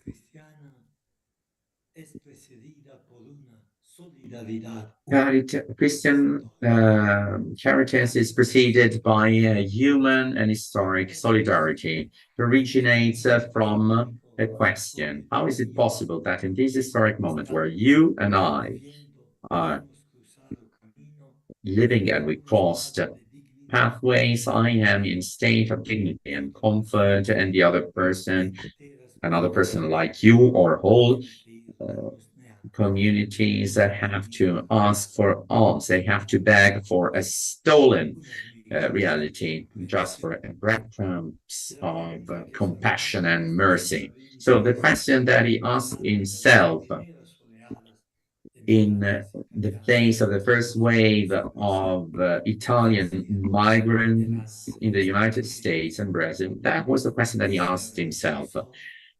And in his writing, he meditated on it as a man and as a bishop. He said that it is not possible that there are rich countries or condemned populations just because they think in a different way or because the earth has become too bitter and armed conflicts have turned the peasants or the peripheries to cannon fodder. I'm going to skip a part of my speech. So I would like to request that the church to have no concept of inferiority. Based on my experience of 45 years experience in border migration, in Latin America, in Africa, and in Germany, I've seen organizations of all kinds come and go. And the church is already there and continues to be there when others leave the vacuum. It is a bit like the sacrament of God's faithfulness through us, and which renews Yahweh as a pilgrim with humanity in the history of yesterday and today. And now, a tentative conclusion to my speech. Today, sustainable solutions seem to be found in various and varied means of craft, vocational work, or industrial training. This is a path already embarked upon by some governments, as in Germany, and where there was the principle of creating waves. However, in front of this new path, something suspicious is happening, and I don't want to keep quiet about it. Many organizations that call themselves humanitarian, well, if on the one hand they accept to invest in the vocational training of migrants, on the other hand, we see how they set conditions for employment through companies with too many demands or demanding filters, which end up discarding and ignoring the emotional and cultural state of the migrant population, which still has wounds that have not healed.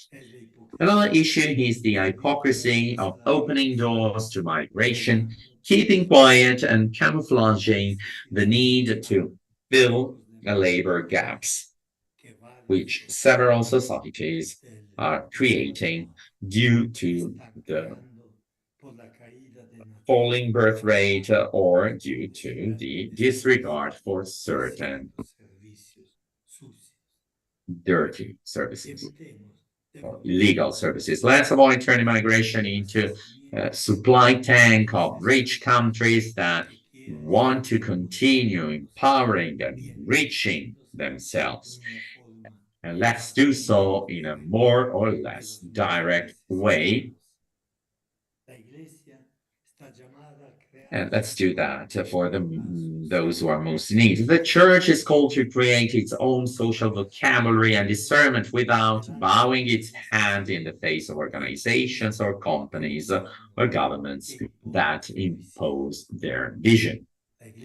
The church has to follow God's own creativity and a plan of salvation that always goes beyond us and challenges us to think in broad, inclusive, and liberating categories.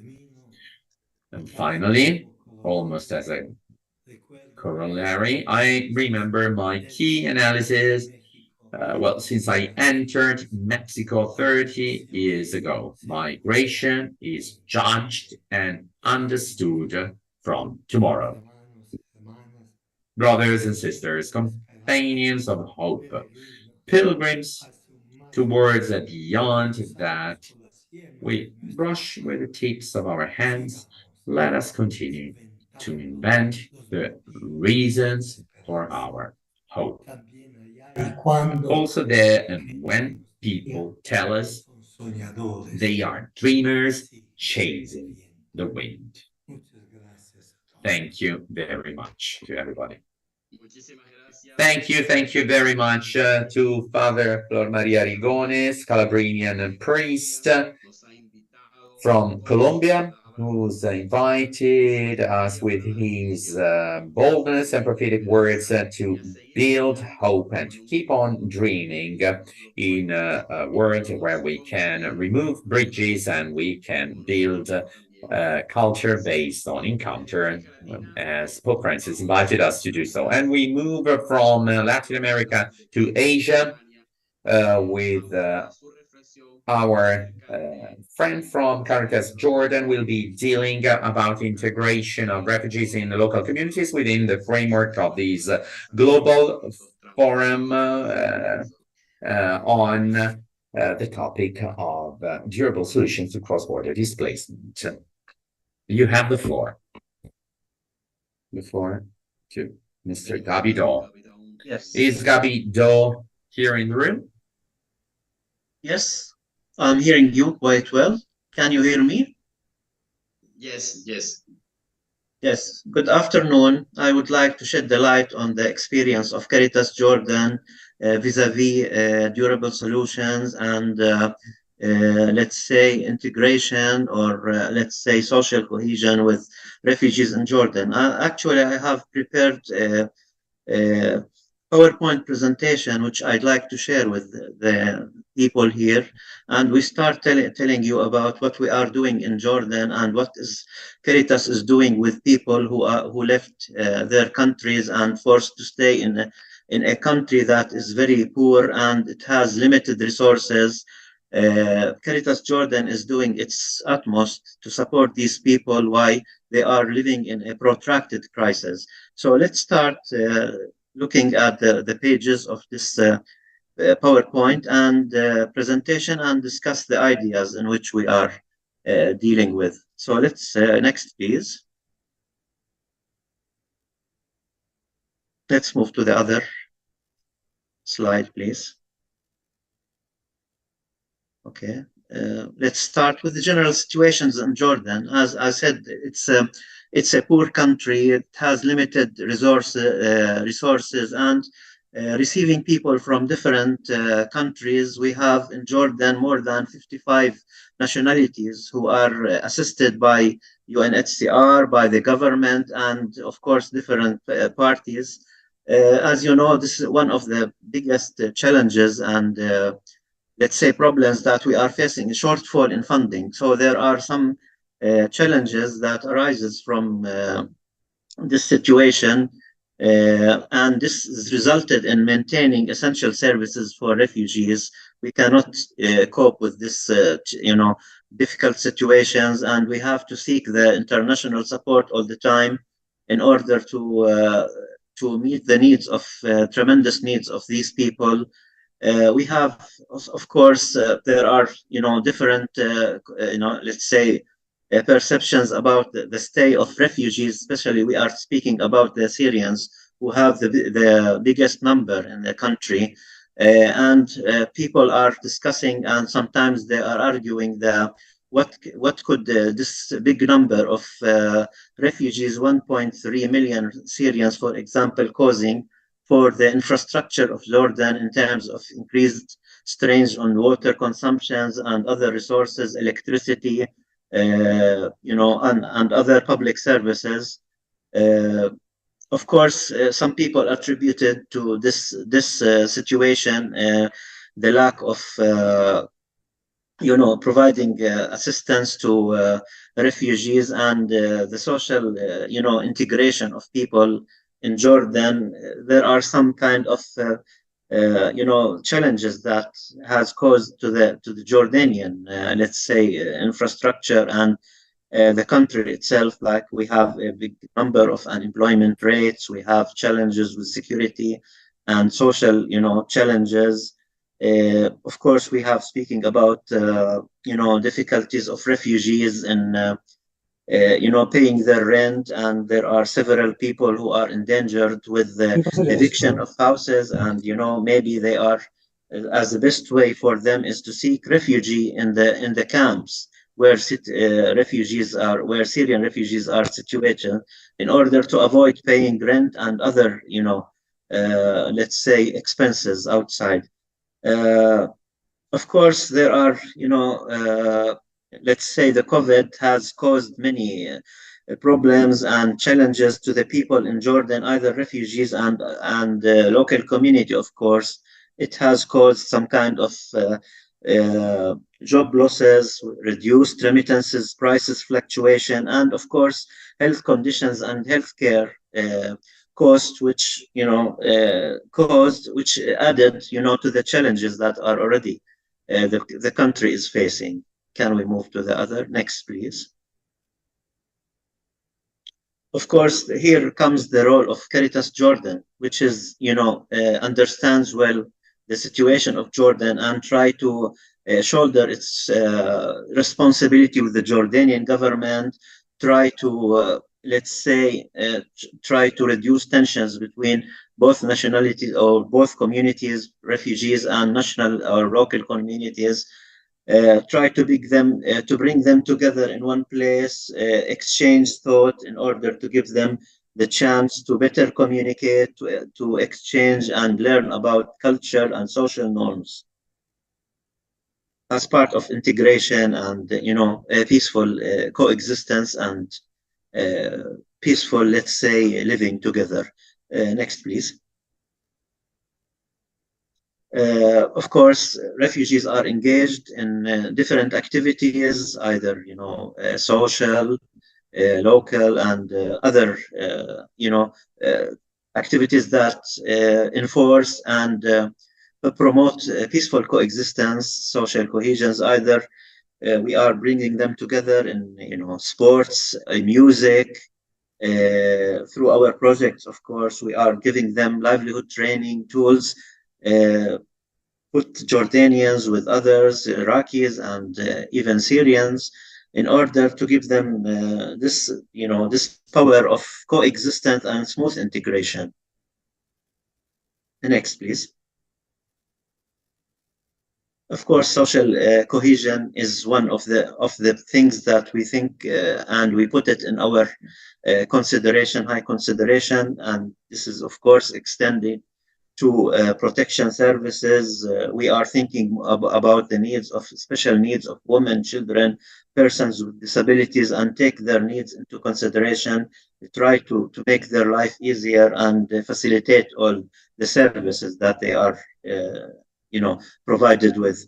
Of course, we are dealing with all the challenges they are facing, either health, education, social protection. And of course, we're trying our best to reduce resorting to the negative coping mechanisms so as not to be, to be put in a position to be crimes or to be put in prisons or, try to be not to be deported to their country or elsewhere, for example. Next, please. Of course, believing in refugees integration, we are trying our best and advocate for, and this has been the case for many years, for multi-year funding that allow refugees to benefit from prolonged interventions, because we are thinking of protracted crisis, and this crisis, requires, ongoing funding and ongoing services, because sometimes the impact of our services do not appear easily on a short term. We need to have more time in order to give them, let's say, the better sustainability and exit strategy for them in a proper and good way until durable solutions that happen. Of course, we provide them with community empowerment, case management, physical and psychosocial support for all people who are traumatized by war and, the incidents that took place with them in their country of the host country and in the country where they came from. Next, please. And these are some of the successes that we are trying to reflect to the world, that we assisted these people and we give them the better living conditions, put them life at ease. And of course, we cannot do everything, but at least we try to put our hands in, or to contribute to their welfare and wellness in living and integration in this country. Smooth integration. Yes, next, please. So this is another success stories, people whom we dealt with in their livelihood, for example, teaching cooking and other, kitchen, let's say, experiences and what they can do. We help them and we give them the tools that can boost their professions or the skills they have. And of course, they can make an income and living from these things that they sell there. In their livelihood. Next, please. So another area of supporting them is by agriculture or agricultural works. We hire, we try to give them the chance to cultivate the land, to plant the things and to sell the products which they do and they produce for the local community and other, people in Jordan. Yes. Thank you. Next, please. So this is in brief what we are doing with refugees, taking into consideration that the vast majority of refugees in Jordan is in the urban setting, not in the camps, which makes Caritas bear all the consequences of this huge number of people, and of course shouldering as I said, the responsibility with the government dealing with a huge number of people. So thank you and hope this is useful for everybody. We have prepared some kind, I don't know if the video is ready, and maybe it help us also shed the light on what we are doing with refugees. Thank you very much for listening. I hope next is the video. I don't know if it's ready or.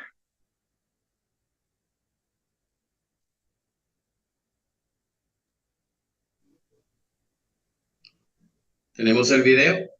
Do we have the video? Yes. Silvio? Puoi caricare il video, per favore, di Caritas Giordania? Can we please upload the video about Caritas Jordan? Mientras vemos el video, aprovechamos para... Well, in the meantime, I would like to take, to grab this occasion to thank Mr. Gabido, Caritas Jordan, for sharing his experience. And now, let's have a look at the footage. Caritas Jordan.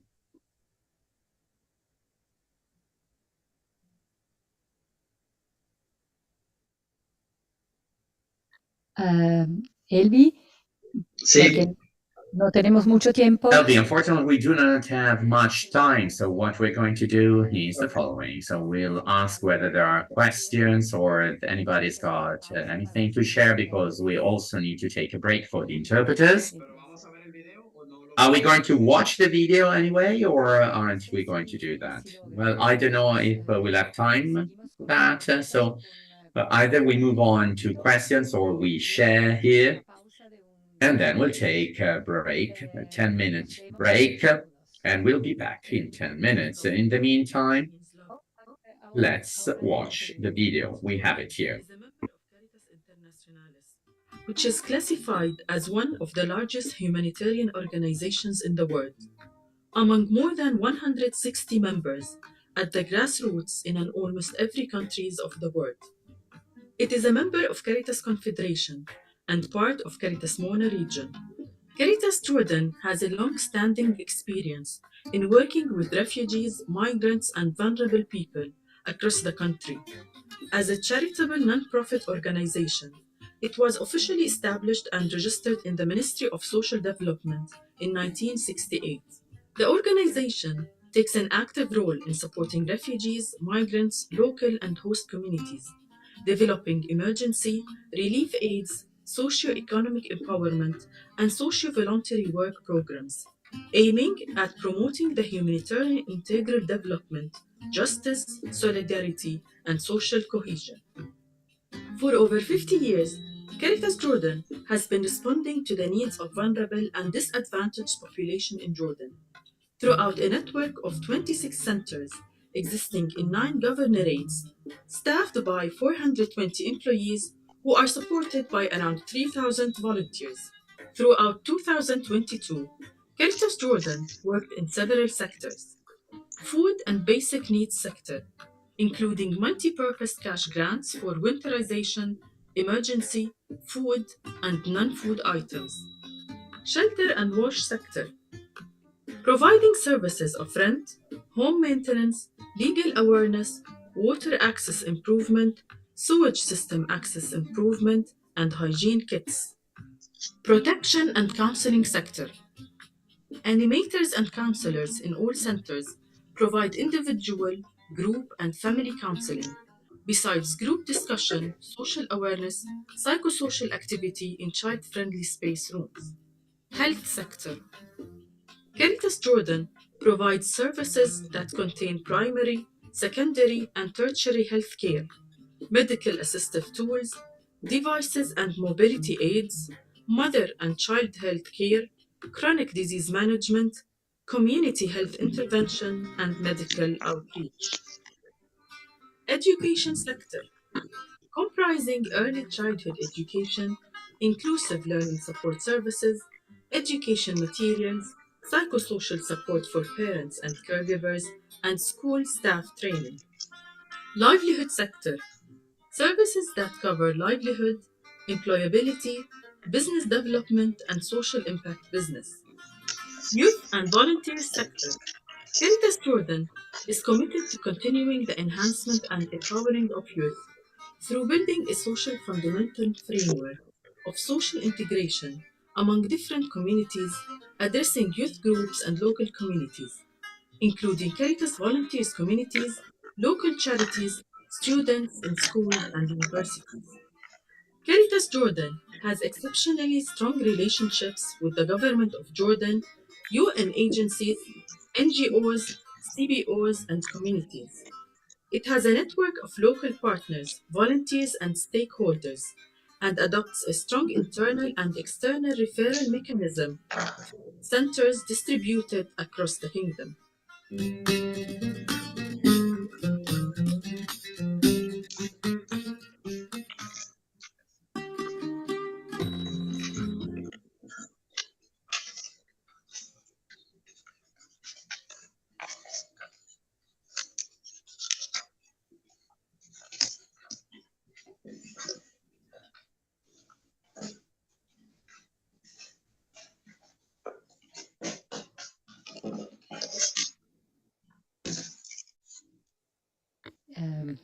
Eddie, okay.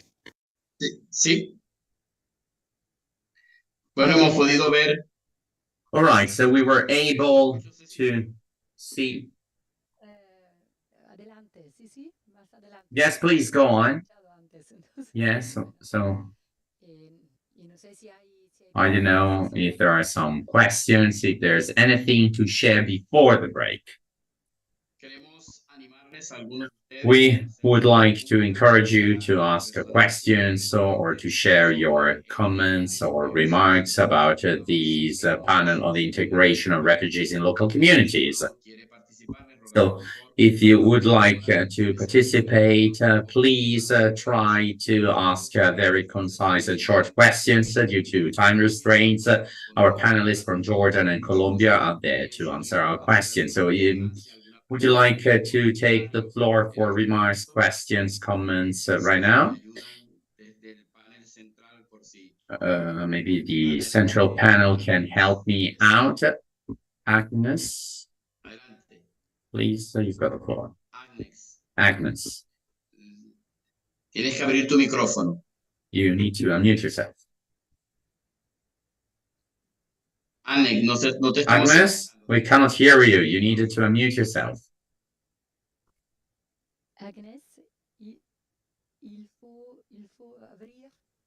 Agnes, you needed to unmute yourself, otherwise we won't be able to listen to you. Merci. Bonjour à tout le monde et merci pour la qualité des présentations. Hello, everybody. Thank you for sharing everything you've been sharing up to now. We learned many things. Thank you to the father from Colombia for your deep message. I would like to thank Caritas Jordan for the nice things they're currently doing there. I think that you'll be a source of inspiration for Caritas Senegal too. That's it. Thank you. Thank you, Agnes. I also wanted to read a question we got in our chat for Caritas Jordan. Do you have bridges or alliances with employers in Jordan to place from a labor point of view migrants as a topic of labor integration? ¿Alguna pregunta más para luego? Is there any other questions so that we can give the floor to our speakers? Any other question? Gaby, ¿puedes responder a la inquietud que nos viene desde Venezuela sobre la inserción laboral de los migrantes a través de Any question about labor integration and Caritas Jordan? Maybe we need to translate into English. Gabi, this is Gabi. question to you on the chat. How Caritas Jordan is helping people, refugees, to find a job on the labor market. Caritas Jordan does its utmost to help refugees sustain their living and support their livelihoods. We have many areas in Jordan. It's where we hire, and one of the pieces of land we have it is a donation by Pope Francis. It's an area where we call it a business definition area, where we bring refugees, mostly from Iraqi Christians who were, victims of ISIS, who came to Jordan and found no shelter, nothing to do, and of course they are not able or permitted to work in Jordan legally. We give them this chance by, doing some kind of handicrafts. We do some kind, for example, turning the pieces of woods and pellets into furniture. We do some kind of other things like accessories, like soap, for example. We do cultivating the land there. We are doing some kind of pickles and things that they can sell in our, let's say, religious and social occasions. Where we bring them together with their products, we give them the floor and the chance to sell their products, during these events. With this, we hope that we can do, some kind of support to their livelihood, since mostly Iraqis in Jordan is one also of the protracted crisis, and people are there in Jordan, or Iraqis in Jordan, for many years, because they are stuck somehow in Jordan. They cannot go back to their country because they're fearing for their safety and security after what happened with ISIS incursion to their land. Of course, they cannot live or stay in Jordan permanently, because this is against the law of Jordan, which means that we have one option for them left, is the resettlement, and this will take long time. That's why we are trying to invest in their skills and potentials in order to equip them and prepare them for resettlement, which will come, of course, eventually. We know that, and taking into consideration that the world is changing its priorities, to other areas, and Iraqis might wait for a long time until they have this chance.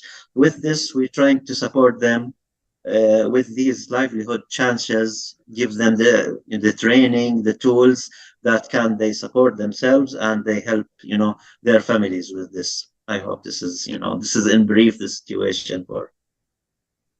situation in Jordan with Caritas Jordan.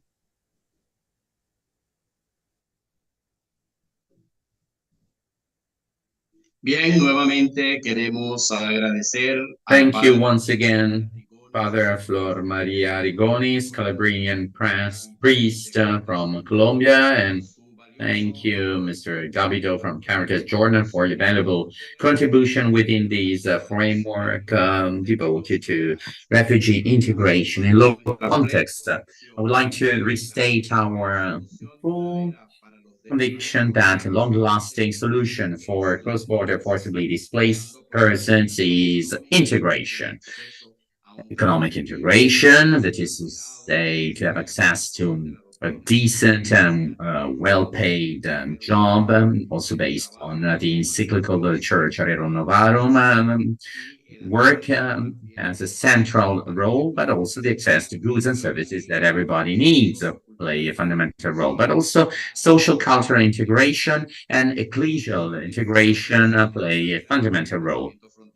So we are still in our forum about durable solutions to cross-border displacement. Now we're going to take a 10-minute break and we'll be back in 10 minutes. Thank you. Thank you very much. And for those who wish to stay online, there is a beautiful video by Caritas Ecuador, which will be shown.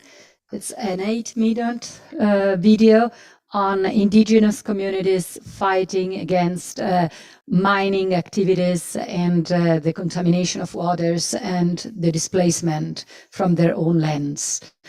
In 10 minutes, we are going to come back and to follow up with the 2-3 sessions that are missing still. And so we're going to complete our insight into durable solutions. Thanks so much and have a nice rest. In 10 minutes, we will be back. Thanks.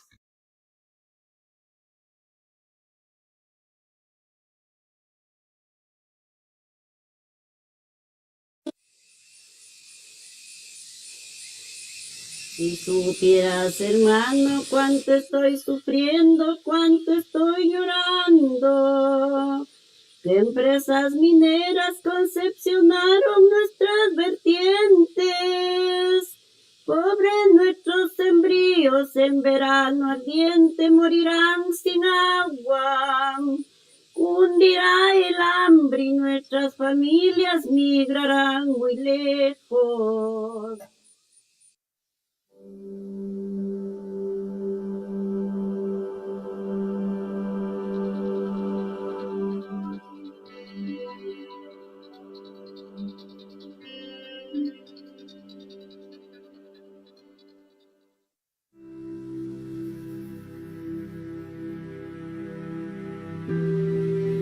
Ecuador es uno de los lugares más biodiversos del mundo, albergando en la selva amazónica, en las tierras altas andinas, en los manglares costeros y en los bosques nublados, más de 2/3 partes de la biodiversidad del mundo. Al mismo tiempo, existen varias problemáticas asociadas a la vulneración de derechos de las comunidades que habitan en todos sus ecosistemas.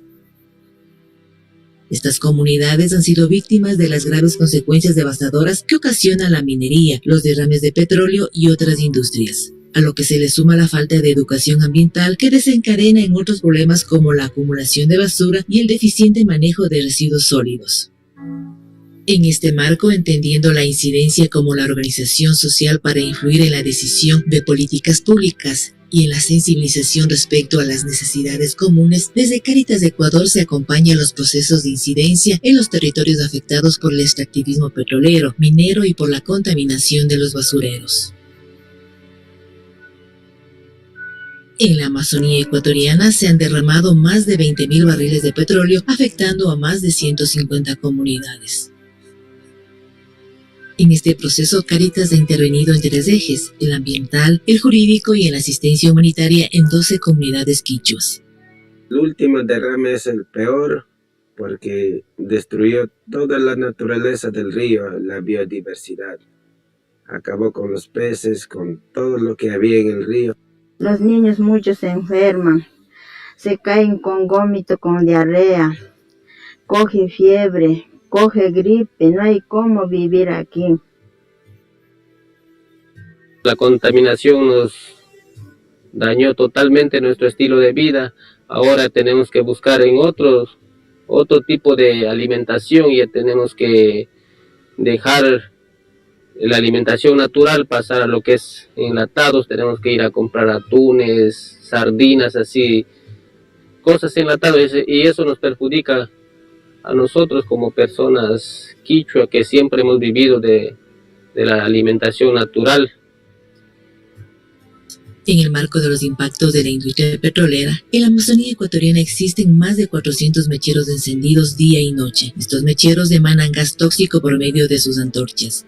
Con la lluvia, este gas desciende al suelo contaminando gravemente la fauna y la flora, así como ocasionando cáncer en las personas. Desde 2016 se desarrolla la campaña ciudadana contra los mecheros de la muerte, donde participa Cáritas junto a otras organizaciones. En el año 2021 se logró una acción de protección para que se apaguen los mecheros, pero la sentencia aún no se cumple. Los mecheros que día y noche están prendidos y están botando cantidad de químicos al aire, al espacio, y que si colocamos una sábana a una distancia de unos 3 metros, encontramos cantidad de químicos ahí. La minería también tiene sus efectos en la zona norte, sur y en la Amazonía ecuatoriana. En los ríos Anzo y Jatunyacu, afluentes del río Napo, y en los sectores pobres de Esmeraldas como son San Lorenzo, las comunidades son gravemente afectadas a causa de la minería, vulnerando sus derechos y los de la naturaleza.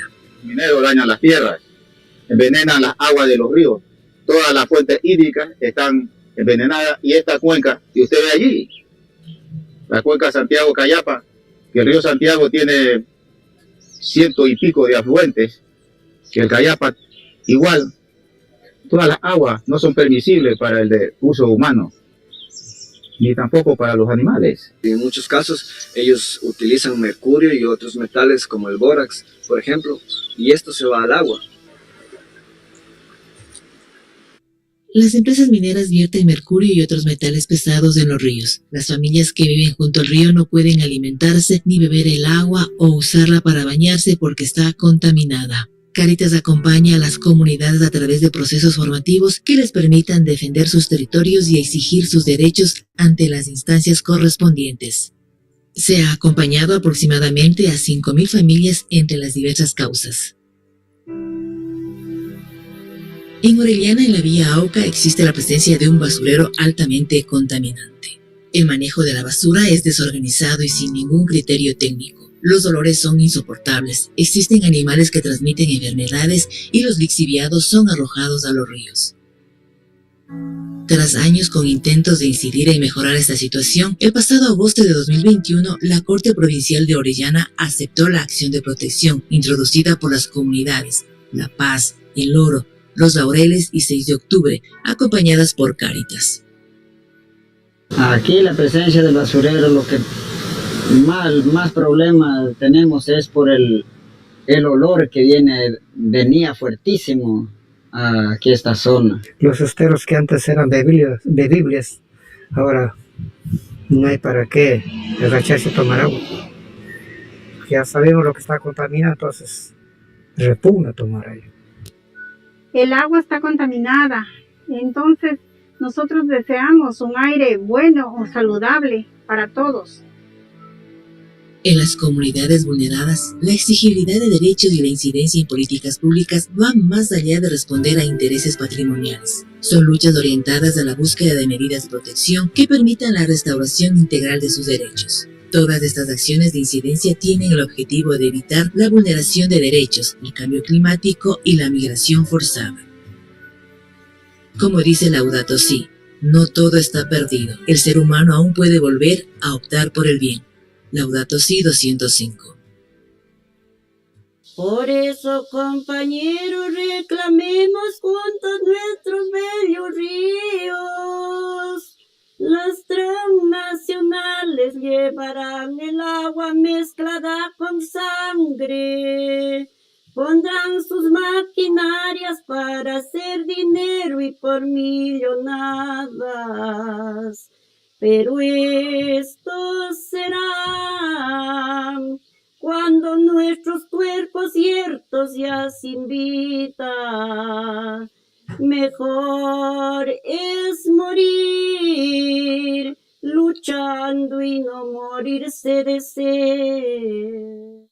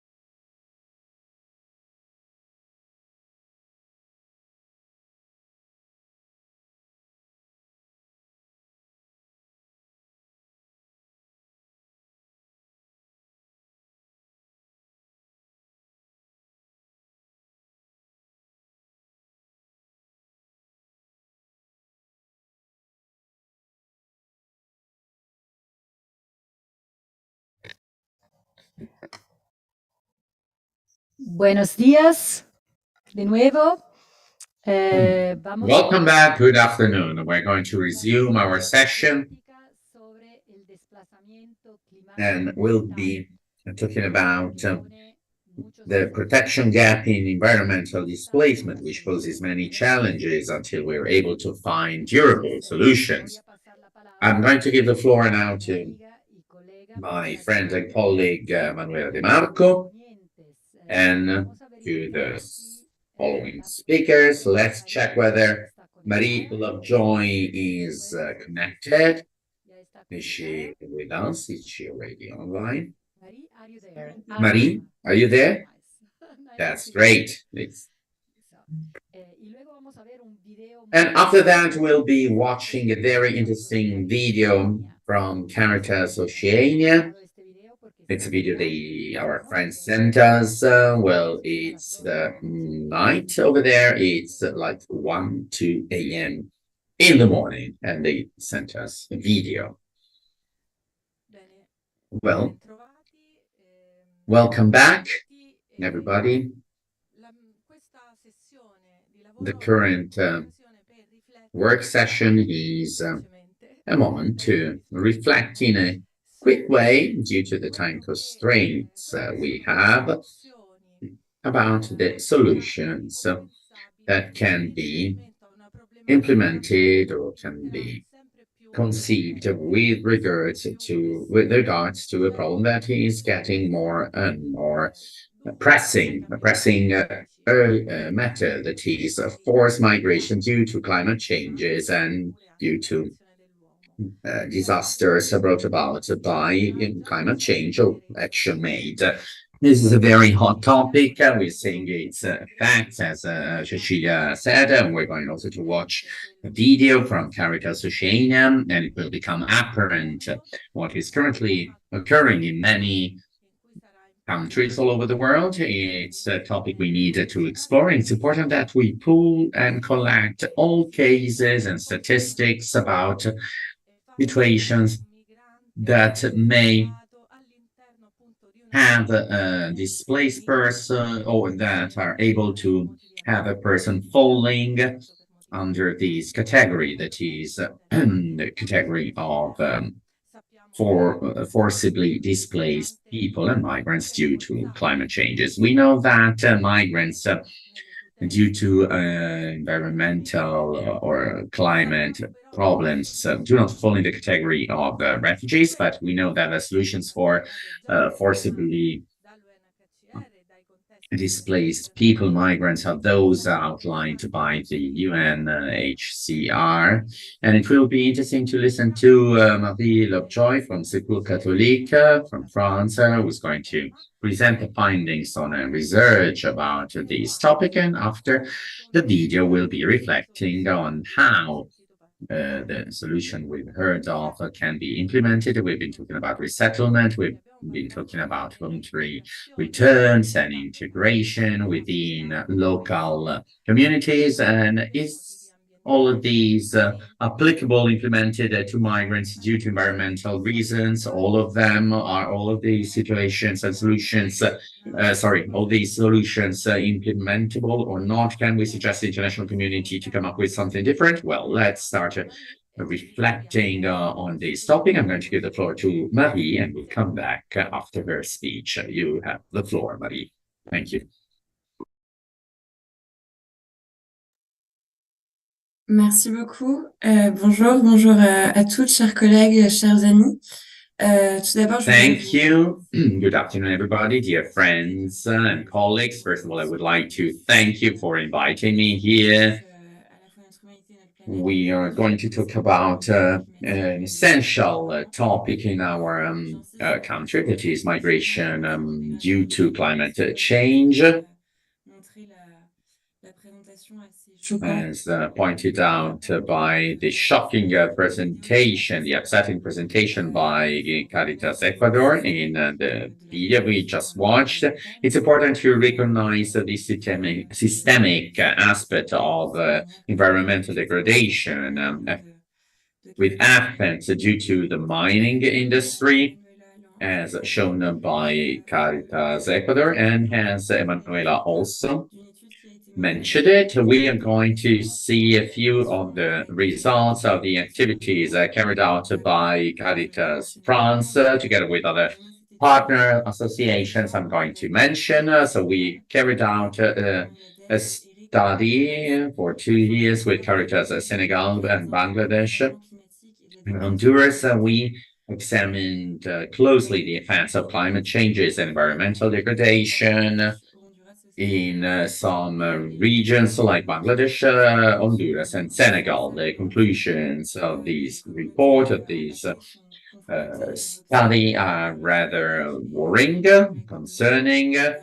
Communities that have been struck by these shared their testimonies, and they share their figures. They are in a very vulnerable situation. They access no access to basic services. The population of the poorest countries are the most affected ones, and we know that. And they are the ones that have most been affected by climate change, even though they are the least responsible for this crisis. The research highlighted the complexity of the current environmental crisis, thereby reinforcing the condition whereby we needed to act both socially and ecologically and economically. We also feel the need to have this conviction that we needed to see that there's a tie between climate change and social degradation. So states should take on a common responsibility, differentiating different tasks based on the different resources and situation. All of these crises brought about by climate change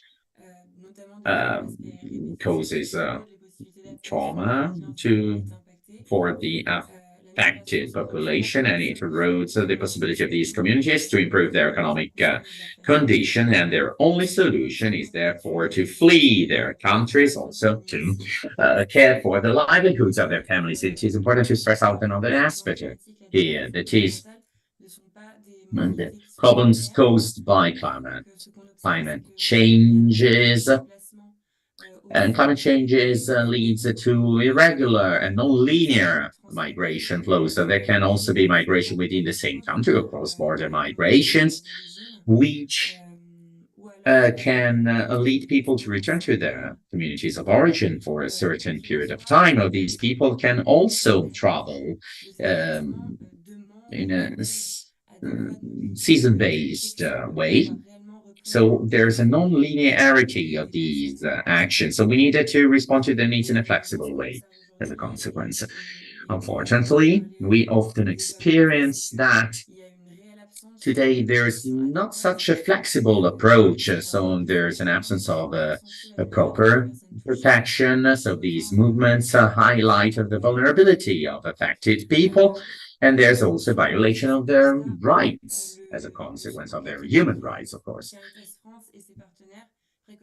So, based on these findings, Caritas France and its partners recognize the need to have an approach based on human rights to guarantee the rights of humans struck by climate changes to access a safer environment. Based on this approach, we needed to create legal frameworks that are more flexible, and we needed to find integrating solutions based on the needs of these population. It is important to insist on this, that is the variety of the needs, which call for targeted approach based on the context that needs to be built with structured communities. So these approach to be long-lasting, durable, and effective. Such an approach needs to be based on the basic right of people and on their status, and it has to be in line with the guidelines and on the protection of human rights of UNHCR. These persons struck by environmental degradation are rather vulnerable groups, so that's why we need to ensure their protection. also to face with the more general effects of climate change. Unfortunately, I won't have the time to present my whole research, but I would like you to read our report as soon as it's available on the 21st of September. So it's basically the day after tomorrow. And this will allow struck people to have both the freedom to stay or to leave.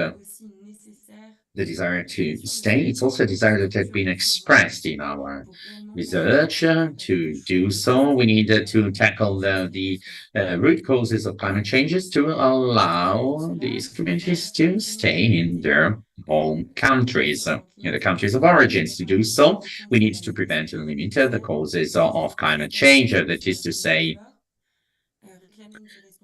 greenhouse gases.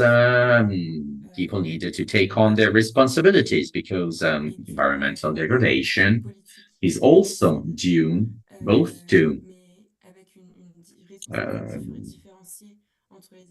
climate harming policies and differentiate responsibilities of different stakeholders of the global north. We also needed to anticipate and manage the effects of climate change and come up with real solutions to face these disasters. But at the same time, we also needed to ensure a fair distribution of services to affected people to allow these persons to develop their life in a safe way.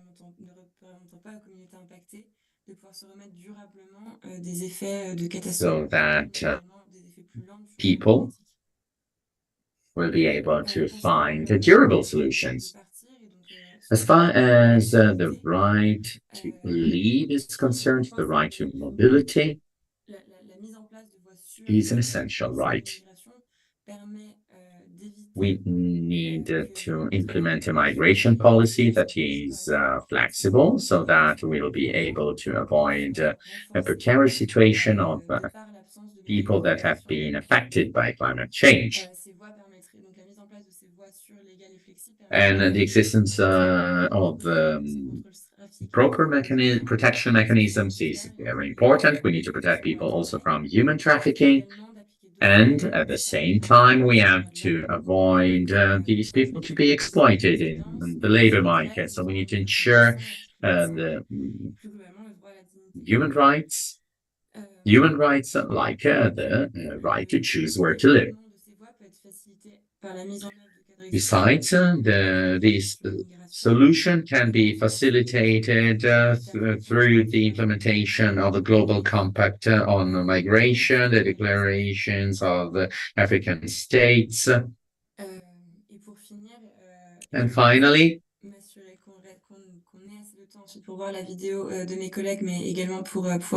I would like to comment on the video.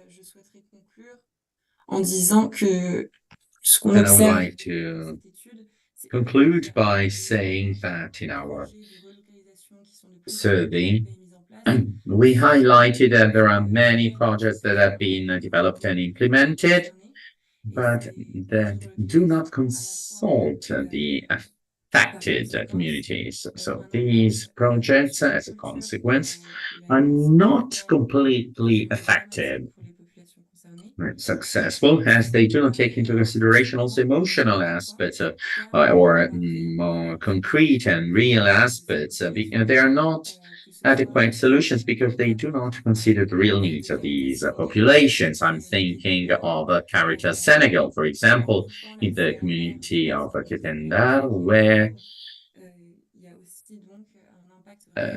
people struggle to access the sea, which has a direct impact on the ability of these population to develop from an economic point of view, especially thinking about the communities of fishermen.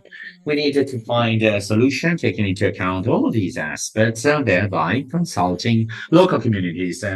Only by doing so, we'll be able to find a proper solution. So there's a criticism towards migration due to the challenge, which cannot be neglected. We cannot address this issue in a concrete way without considering the climate problem or global discussions based also on solidarity-based partnerships, taking into consideration the respect for human rights. Thank you very much for your attention.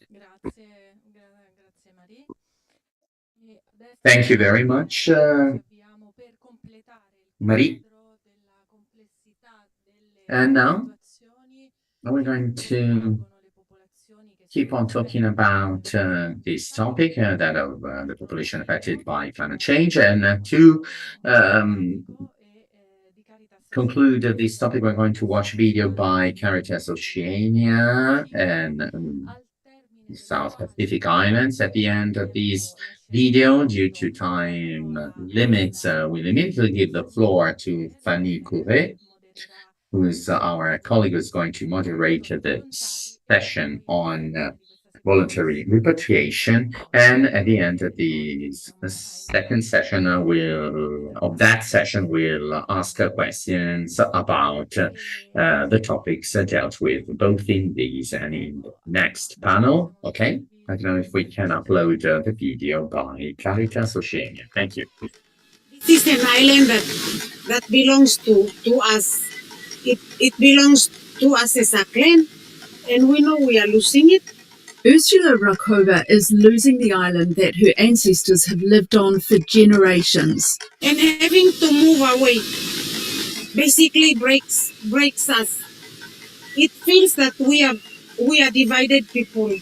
They don't want to move, but they are desperate because the sea is eating away at their land and killing their crops. They are the people of the Carteret Islands in Papua New Guinea.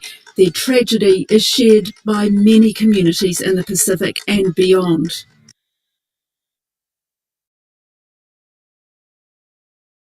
So what actually happens when the populations, sometimes entire countries, start losing their land and their identities with it? The only thing that I want is to save Kiribati. It's not just about being alive and have a place to stay. No, it's about a country and a people called Kiribati people. We will continue to fight until there is no breath in us.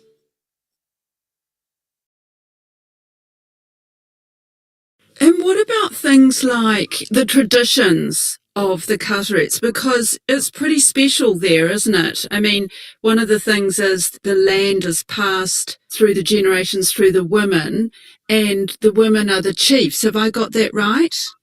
Yes, correct. In Timputs, the customs are similar. We try to integrate into our clan systems, and when they have ceremonial activities, celebrations, I take part because now I feel part of the clan and I feel part of the family as well. And we are beginning to align our cultural activities also into the host community. But your story that you own that island and that you inherited the land from your mother and your mother inherited the land from her mother, but you won't be able to pass it on to your daughter because it won't be there. It won't be there, but I will still own the reef. Oh, you'll still own it? I will still own the reef, regardless of what happens. So, whether I move away from Guinea, even if the last coconut tree is there, I will still own the reef. I will still go to the reef and fish.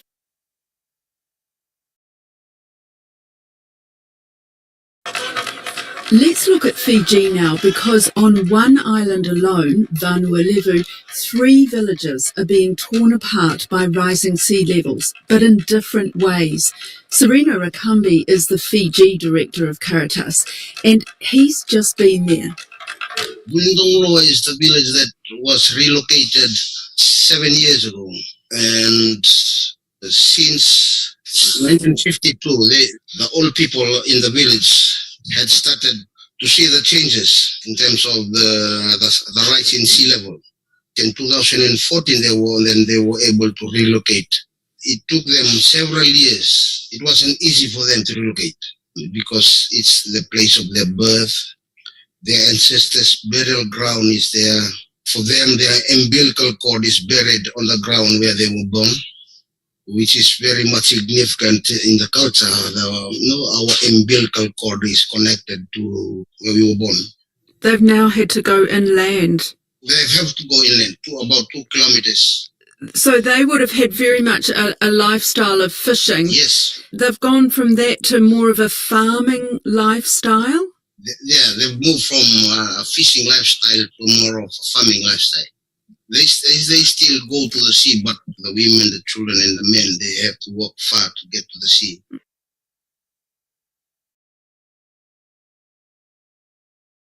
But it is the story of Naviavia Solomon community that is really complicated. They are descendants of slaves who were brought to the island in the early 1900s to farm the land. So the Anglican Church bought a piece of land in this particular area, which was 3,000 acres of land. And the Anglican Church offered the land not in a written agreement, but just offer of land for them to come and settle on. And then, due to the climate change and the issue of the rise in sea level, which the people of Kiribati are experiencing, the Kiribati government sought land here in Fiji. And then the Anglican Church had to sell that piece of land to the Kiribati government. So these people, a population of 100 plus people, were given 300 acres of land to live on. But for them, since nothing is done on writing, there is no legal documents, no title or anything of that sort to confirm their security of land, they're in great confusion as where they will gonna move if so happen the government of Kiribati wishes to sell that land, or when they come and settle on that land, they have to move on. And they've been there for over 100 years now. Wow. But now their life is uncertain as to where they're going if something happens. You don't know, the leadership changes, the policy changes. So their situation is not so much that they are facing sea level rise, which is threatening their village. It's about who owns the land that they're living on. So what sort of help can you give those people? Right now, we are trying to negotiate with the Anglican Church. It's possible that they sign an agreement with the people that the 300 acres that they have been given will remain as theirs no matter what happens, for them to have security over the land that they have been given. So what's your impression from this trip that you've just done to these 3 different villages, Serena? What's your thinking about this whole issue of relocation and people under threat from climate change? I think before any decision is made for people to relocate or bringing other people from outside to come in, proper consultation needs to be carried out. The consent of the people, especially people who have been living on those lands for years, and then they have to be relocated due to some government arrangements. This is an island that belongs to us. It belongs to us as a clan, and we know we are losing it. Ursula Rakova is losing the island that her ancestors have lived on for generations. And having to move away basically breaks us. It feels that we are divided people. They don't want to move, but they are desperate because the sea is eating away at their land. Bene, grazie. Allora, Thank you. abbiamo guadagnato qualche minuto, quindi in realtà possiamo We fare... earned some minutes back, so there is time to ask a few questions during this session. And let's have a sort of recap, a summary of what we've heard.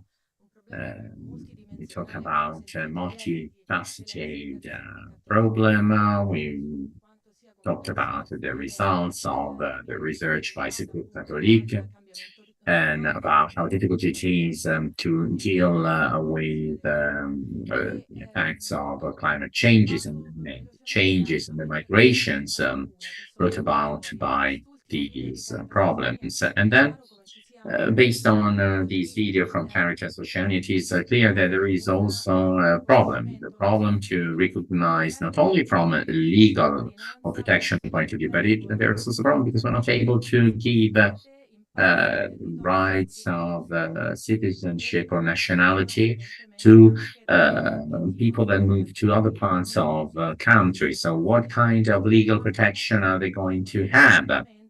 They won't acquire the nationality of the countries they're moving to, but somehow, well, they have to give up their nationality because they lost part of their territory due to environmental problems. So there's a problem of rights. So we needed to guarantee these rights to these people who needed to have political, social, and civil rights that they had in their countries affected by the climate problem.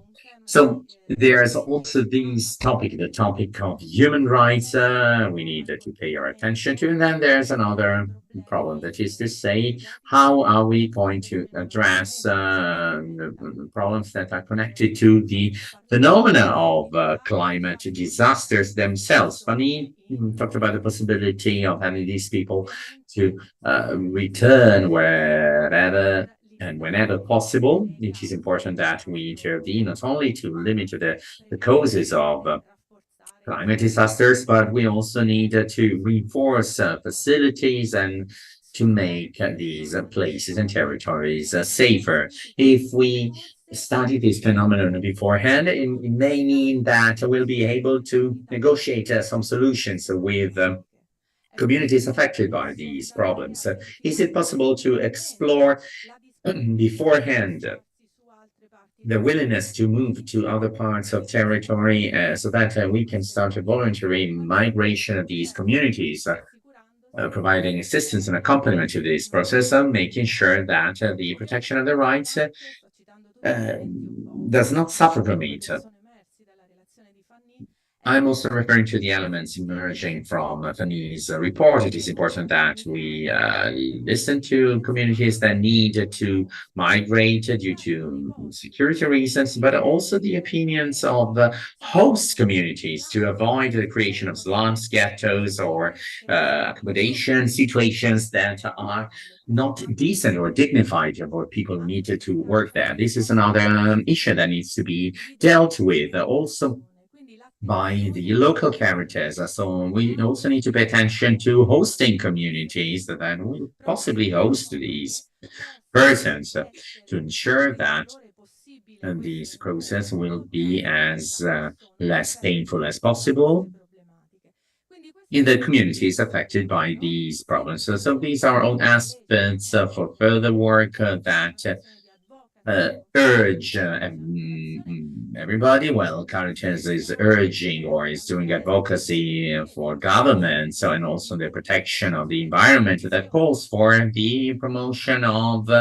protection measures or barriers to protect some parts of the territory, but also international diplomacy needs to protect communities that are moving or that are crossing the border. Sometimes they'll have to cross the border, so sometimes solution may be found in their own countries of origin. So we put on the table the challenges posed by these problem, and that will become even more and more apparent. I don't know if there's any remarks, comments, or if anybody would like to share their own experience. There's still room for 2 questions. More interventions, and after that, I will give the floor to Fanny for the next session.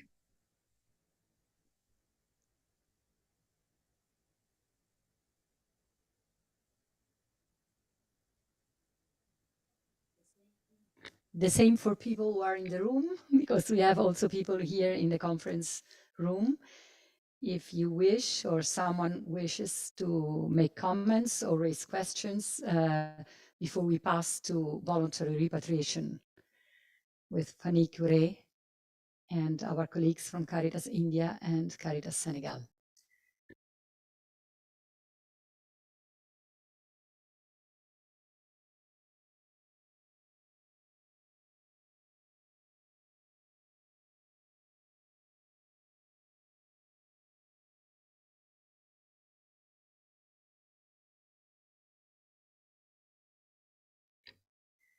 Bene, allora. All right. There are no questions, so we can move on to our next session. And I'm going to give the floor to my colleague, Fanny Cure, from the RAEMH network. We'll be talking about voluntary repatriation and smooth integration of returnees. Thank you very much. Fanny, are you there? Bonjour à toutes et tous. J'espère qu'on m'entend bien. N'est-ce pas? Hello, everybody. I hope everybody can hear me okay. Good afternoon, everybody. So let's talk about the topic of voluntary repatriation and the integration of returnees in their countries of origin. And so short presentation, then I give the floor to our colleagues from India and Senegal. Well, the matter of repatriation and reintegration, these are parts of our durable solutions from the point of view of our organizations and many states. We all know the scope of repatriation, say in bilateral negotiations for the strategy of mobility within the European framework, but also at a global level. We all know what tools we have. But it calls, well, it demands from organizations that are working with people in situations on the move to take a stance.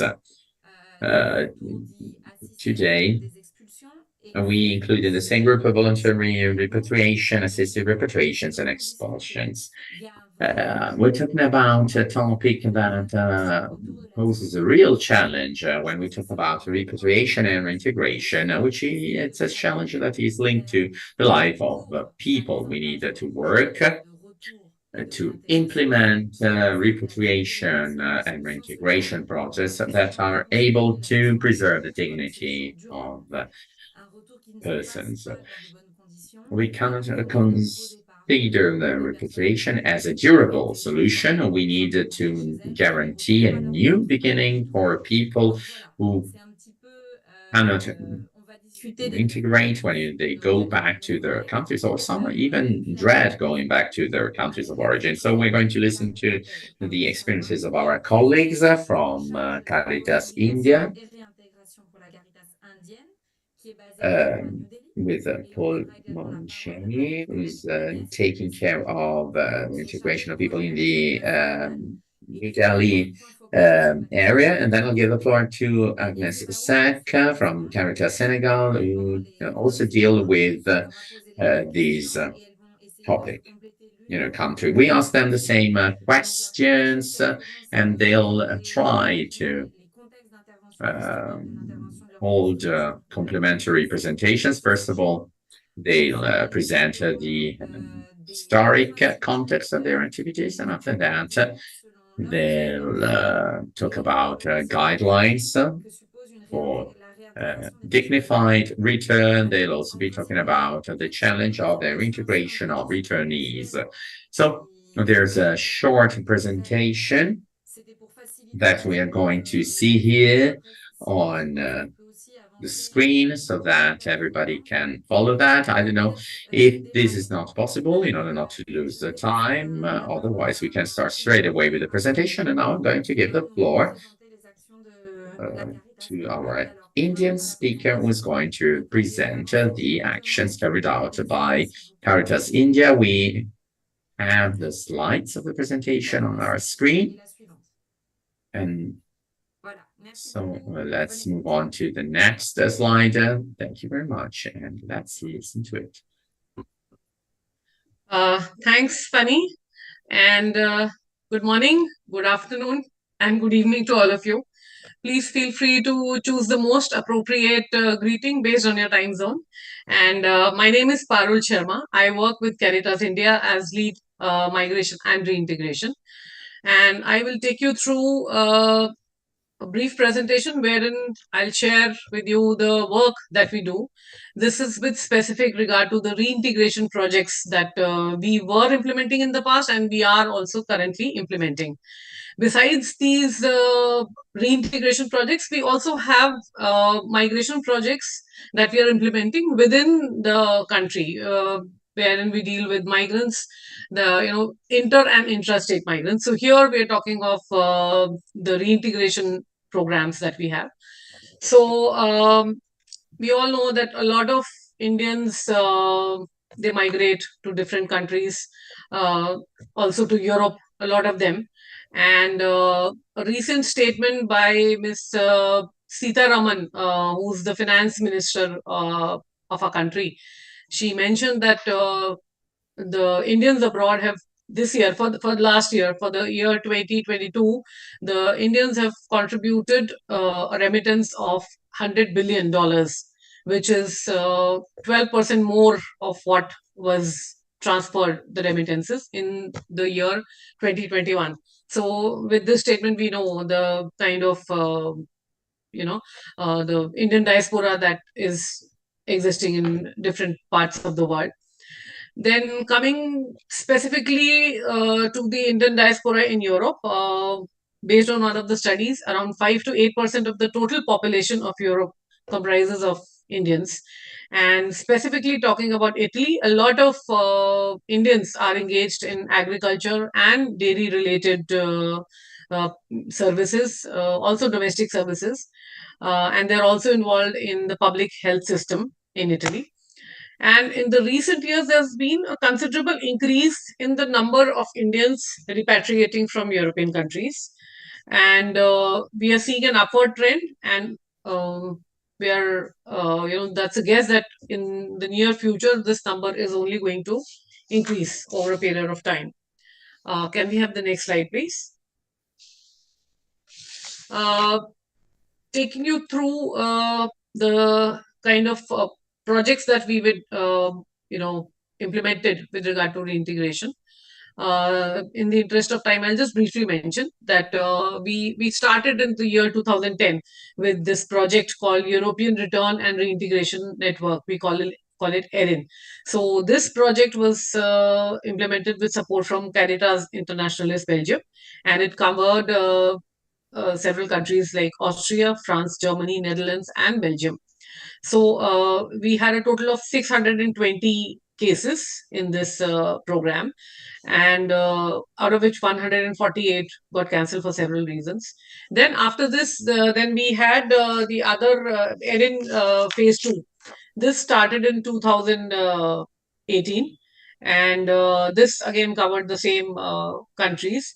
And out of the 620, 472 were provided reintegration support.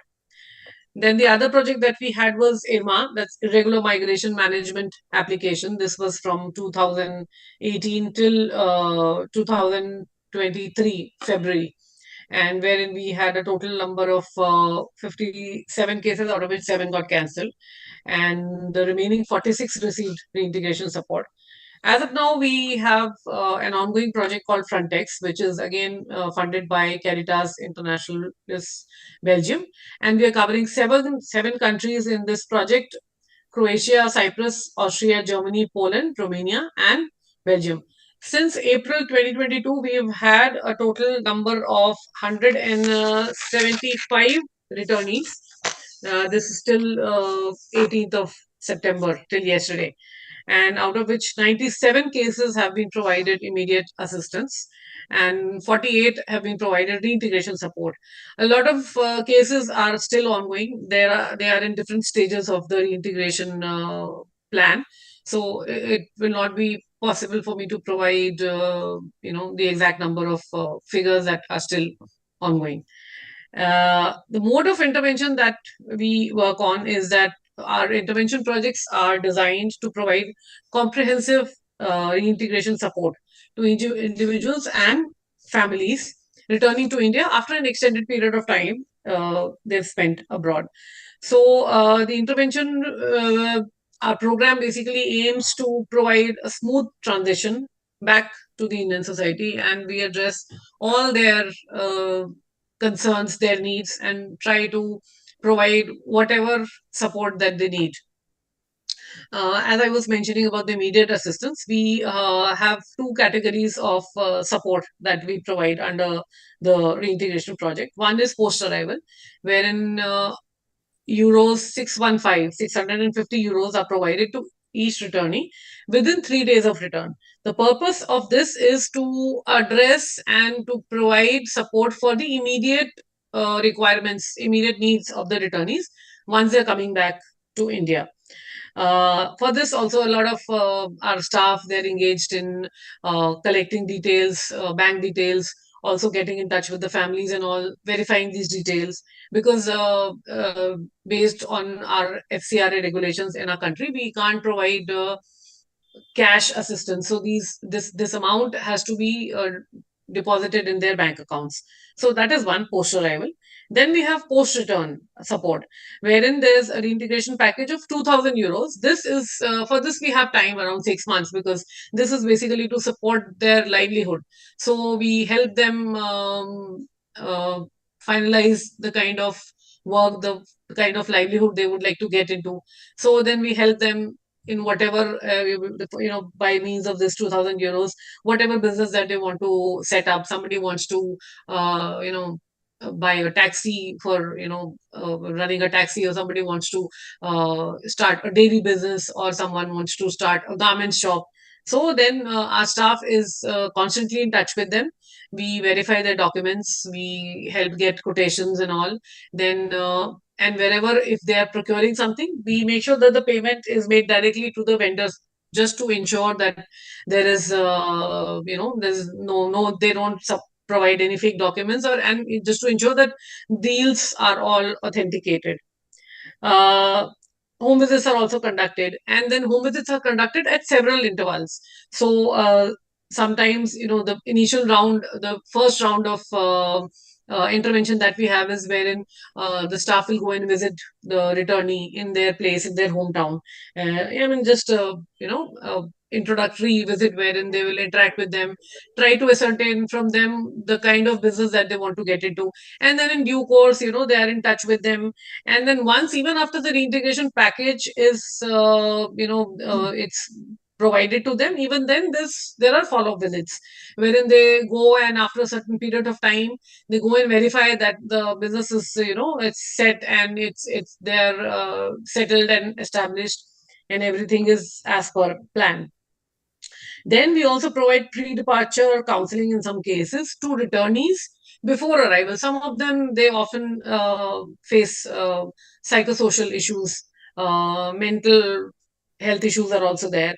So wherever required, and then sometimes they have, you know, high anxiety levels. So sometimes they're already provided the contact details of our of the representative of our Caritas India staff. So sometimes they even talk to these people before they arrive here in India. And then again, field visits and verification of documents and all that is done at regular intervals. And our achievements have been primarily with regard to several success stories we've had during this course, wherein individuals and families, they have very nicely, very satisfactorily, they have reintegrated into the society. Most of them, in fact, a lot of them have actually been successful in setting up the kind of business that they wanted to do.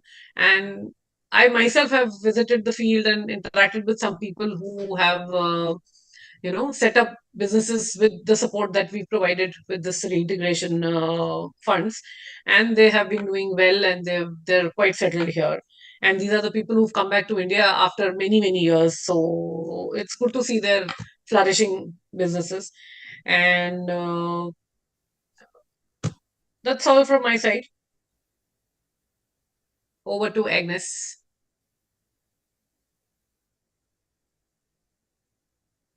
Merci, Parole. Agnès, est-ce que tu es... Thank you very much. Agnes, are you there? Can you unmute yourself? That's perfect, thank you. Can we please go back to the two previous slides? Thank you very much. Thank you, everybody. Thank you. Thank you for inviting me to talk about the repatriation of migrants.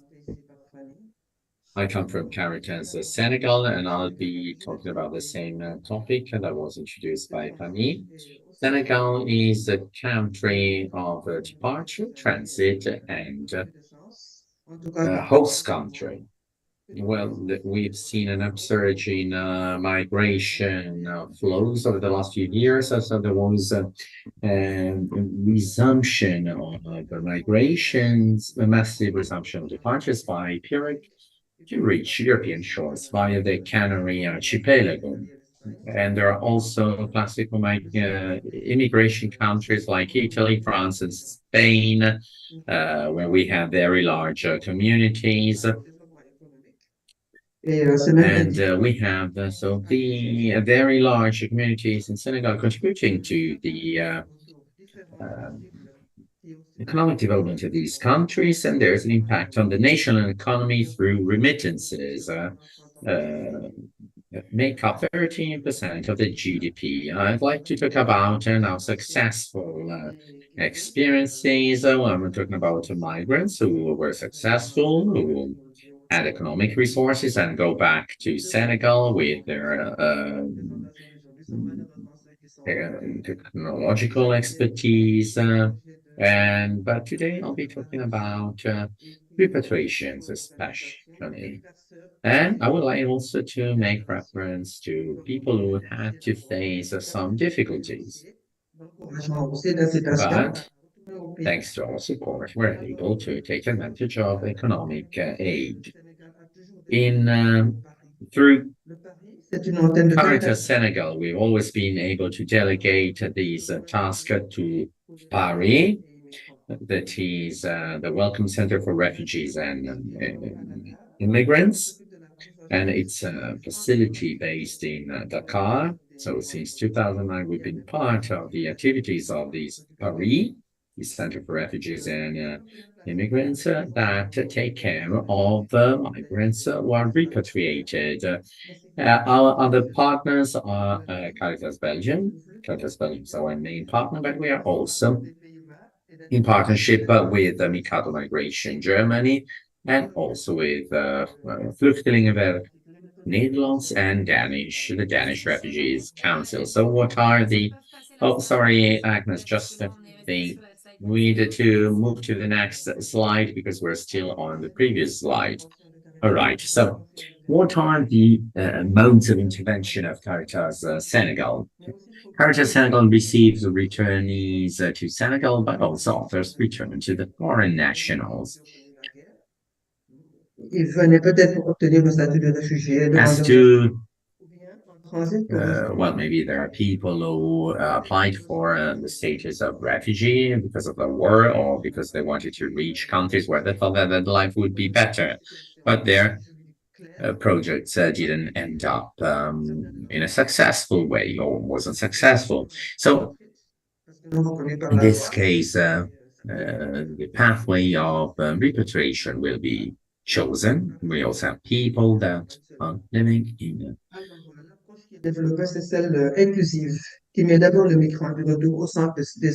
that are stateless because of war situations and conflicts, and we provide our assistance to these persons as well. Choqué peut-être moins parce que le Sénégal, forcément, n'est pas du tout. In Senegal, la position du Sénégal et de Caritas Sénégal est très claire là-dessus. Et forcément, quand le Sénégal est saisi, Caritas est saisi pour porter sa voix. I'm sorry, but the audio quality we're receiving is really bad, so the interpreters are not able to translate. D'ailleurs, déjà l'année dernière, à travers Pope Francis always encouraged Pope Francis always encouraged the approach we are promoting also during the World Day on Migration. And it was said that the right to mobility is an essential right sometimes. So we are in unfavorable conditions, so it's not always possible to guarantee this right. Mais le traité pour des humains qui peut-être n'ont pas eu le choix de rester dans leur pays, bien qu'ils aient le droit de rester, mais People rester dans leur pays. cannot make the choice to remain in their country. La migration irrégulière. And also in the host country are faced with difficulties. Unfortunately, the audio quality is really bad. L'humanisme est la Sorry. comme le font certains pays. Thanks to Christian charity and a human approach, we are able to facilitate repatriation and the reintegration of these persons. Des choses comme ça. J'ai beaucoup aimé cette partie et je reviens And we help them to reintegrate in the labor market. Some migrants come back and they need for psychosocial, socioeconomic and healthcare support. accès à la sécurité sociale, à la bourse de sécurité familiale, à la couverture maladie universelle. Some people, they have access, they have difficulty in accessing social protection services, and so we help them in achieving this. Alors, suivre la porte est très How we cater for the different needs of migrants. Then there's also another important project we are currently undertaking about reintegration through the promotion of entrepreneurship and the creation of opportunities within communities. So we're talking about an economic integration project where we provide our support. But then some people were able to participate in training courses, that were able to start a few projects, and were able to show what they could do thanks to the resources that were put at their disposal. Et aussi l'accompagnement en tout cas ce qu'il faut comme approvisionnement pour lancer son entreprise. Après le Paris. Unfortunately, it's really difficult to understand what speaker is saying due to very poor quality of the audio, the sound we get. Ce migrant. Et j'ai eu des illustrations de cas de migrants où vraiment ça se passe bien. L'autre chose importante, c'est vraiment recréer le lien avec la famille. Parce que comme then what is also important is that we can recreate the tie these people have with their family.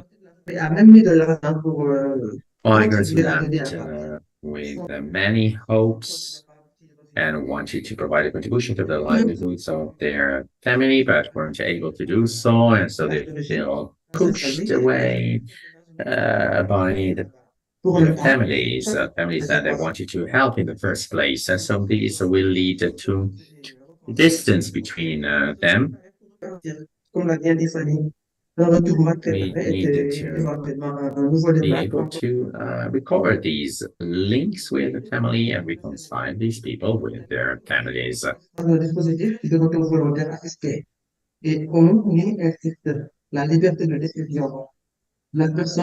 also want to provide information on the assistance of the assisted voluntary return scheme, which is based on freedom of decision. If a person is not mentally ready to leave, this person can anyway take advantage of the services provided by Paris, and we try to encourage these people to return to Senegal. Paris has existed since 2009 and provides also an economic contribution.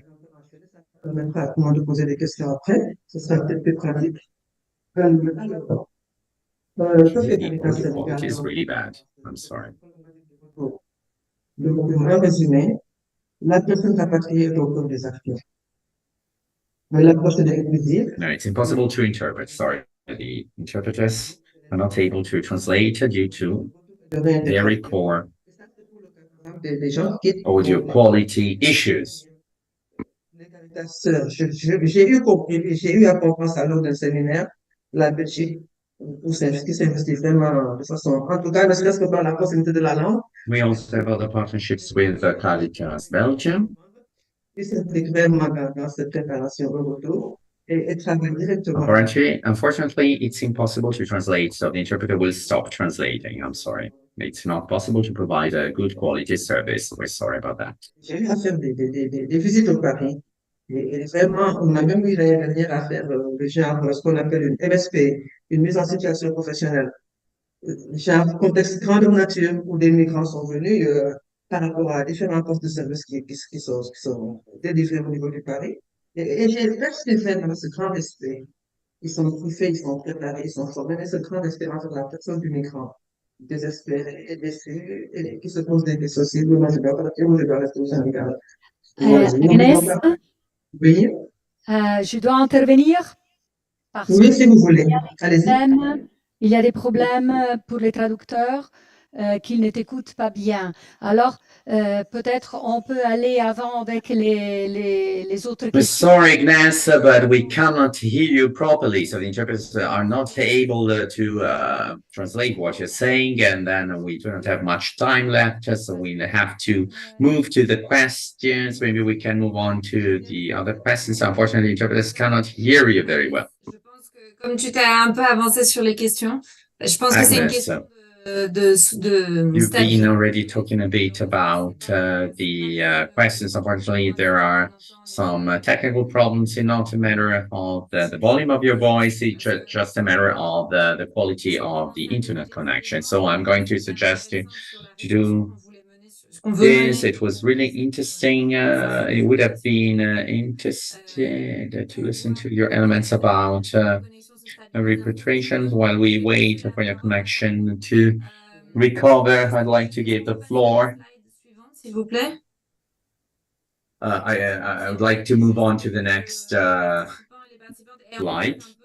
On parle là so that, we can show our participants what we're talking about. Une réflexion sur qu'est-ce qu'un retour digne du point de vue de la Caritas Sénégal. So that we can start our reflection about some guiding principles for a dignified return. Caritas India and Senegal provided us with a series of elements. Tu as laissé de côté. Et après, on a une troisième question. I don't know if you think that you've left out something in your presentation. Unfortunately, we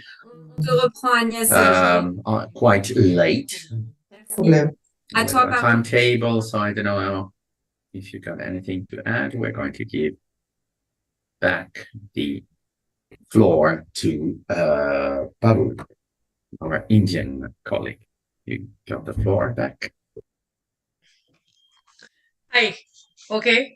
Talking about the guiding principles for a dignified return, I'll just quickly take you through the points that we keep in mind to make sure that each returnee is treated in a unique and individual way and treated in a very dignified manner. So first and foremost, we maintain the highest level of confidentiality with regard to each and every returnee, whatever details we have from them, their family details, their medical history. Sometimes they share very personal information also with us.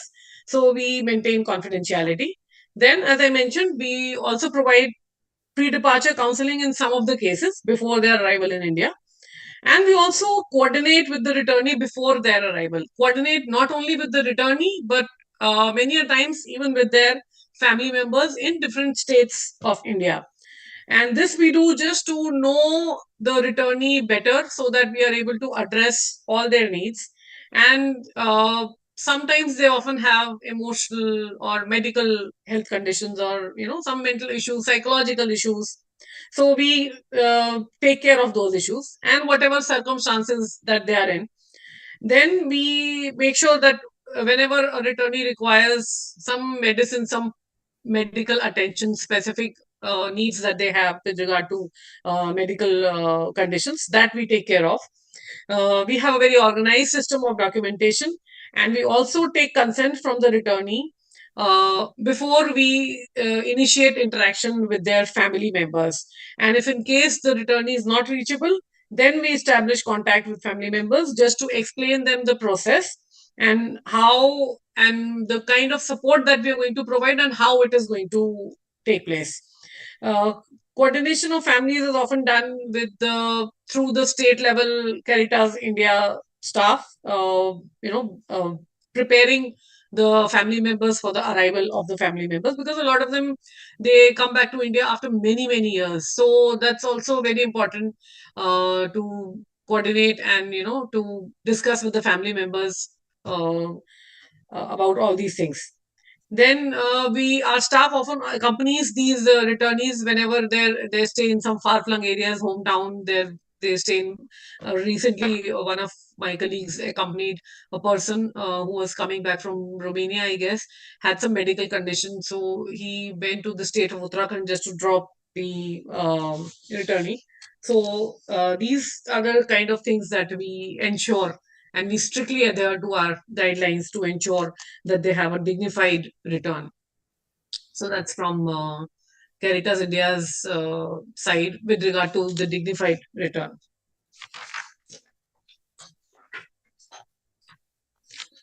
Merci beaucoup, Parul. Je pense que ça rejoint beaucoup ce qui a été évoqué juste avant par Agnès. Thank you very much. Thank you very much. I think it's rather similar to what Agnes also said. Well, in both cases, and goes without saying that the question of a dignified return is also linked to the need to establish a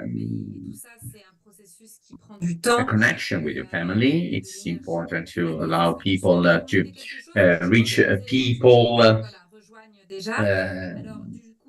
in a good way, and well, it calls also for energy. I think that Agnes shared more or less the same thing.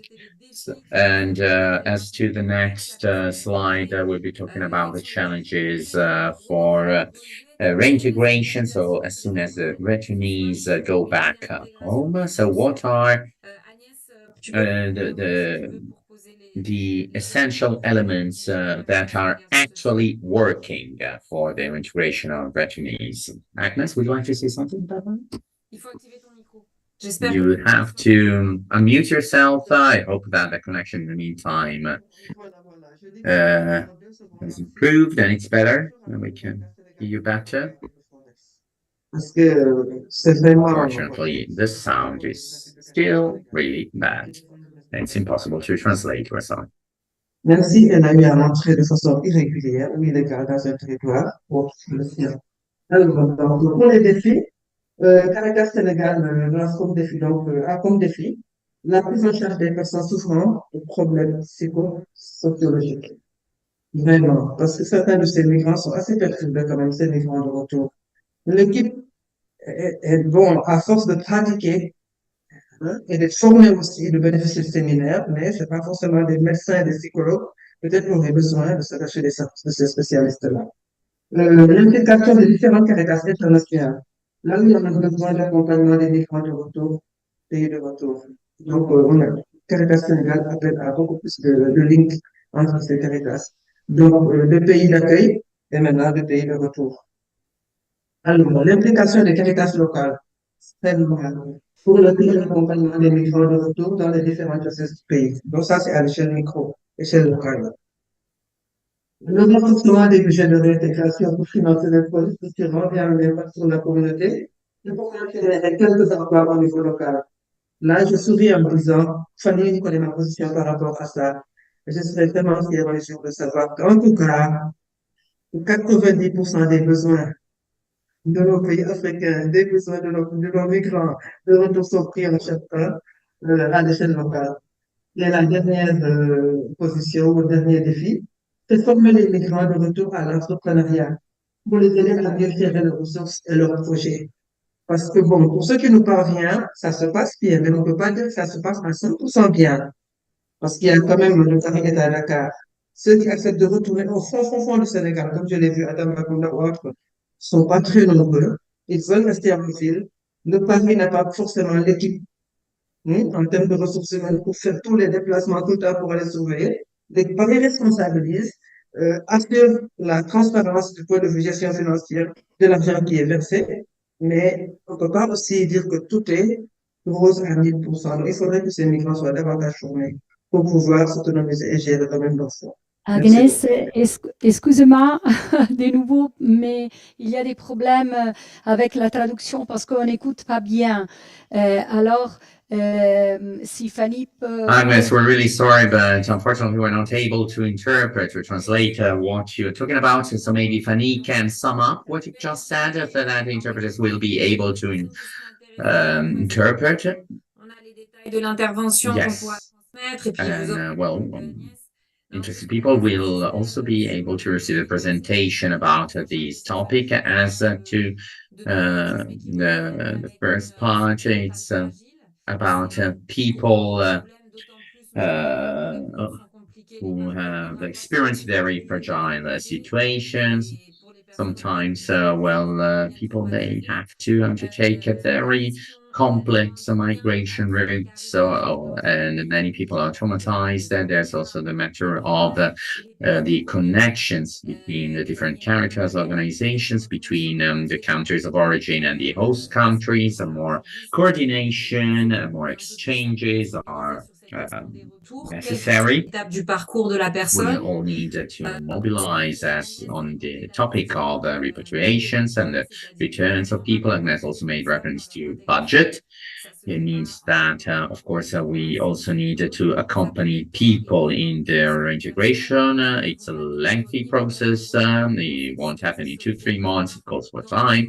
People are scattered throughout the territory, also in less densely populated regions. So Caritas Senegal is present throughout the territory, but it calls for commitment because it's not easy. So we need to provide their accompaniments and supports over time. And then Agnes also insisted on the role played by local characters and at a regional level. So it's important that we needed to understand that not everything can be centralized because not everybody is going back to Dakar. So people, on the other hand, do not want to leave Dakar, but others go back to their regions of origin. So there's a decentralization of accompaniment and support. I'm sorry if I repeated myself, and I wanted to give the floor back to Parul. She has something to say, to add on the point of view of India.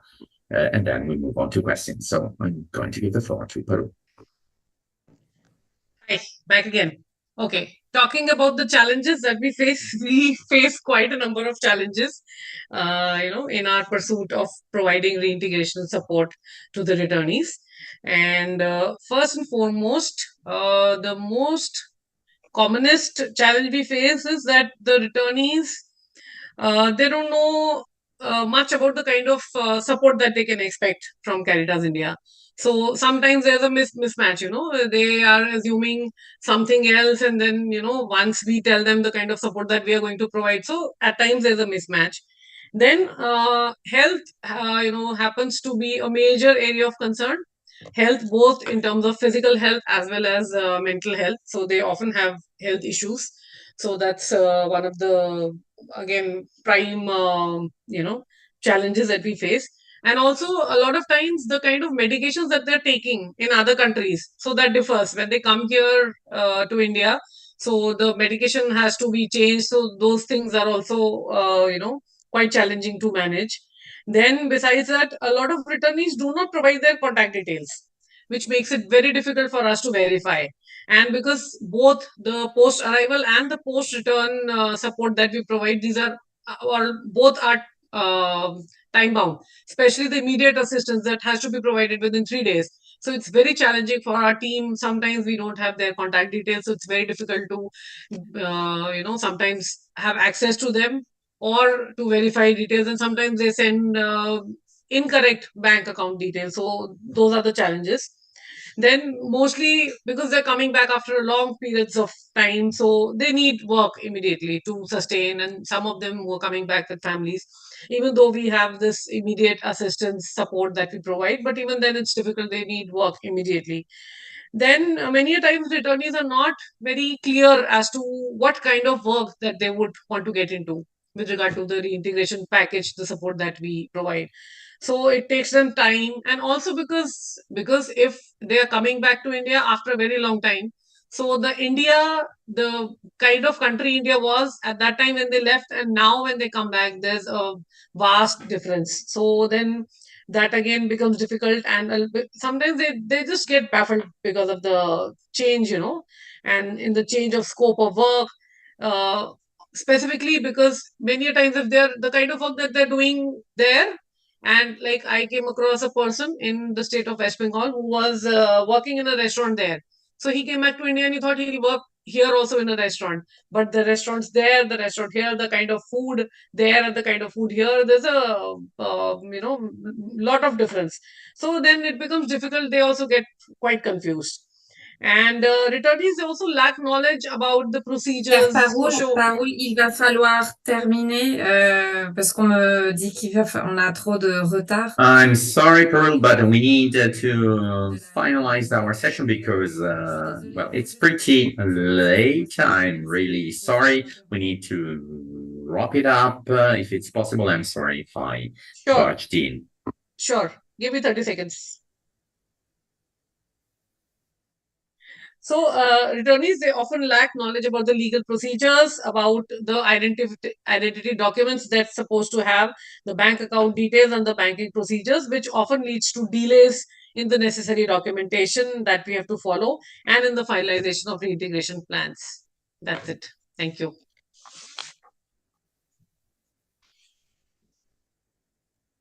Merci beaucoup, Parul. Merci pour Thank you very much, Baru. Thank you. Thank you very much for being concise. Thank you to Agnes too.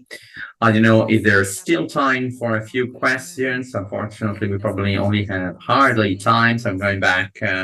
I'm giving the floor to our colleagues of Caritas Internationalis. I don't know if we still have time for a QA session with Perul and Agnes that are willing to answer any questions you may have.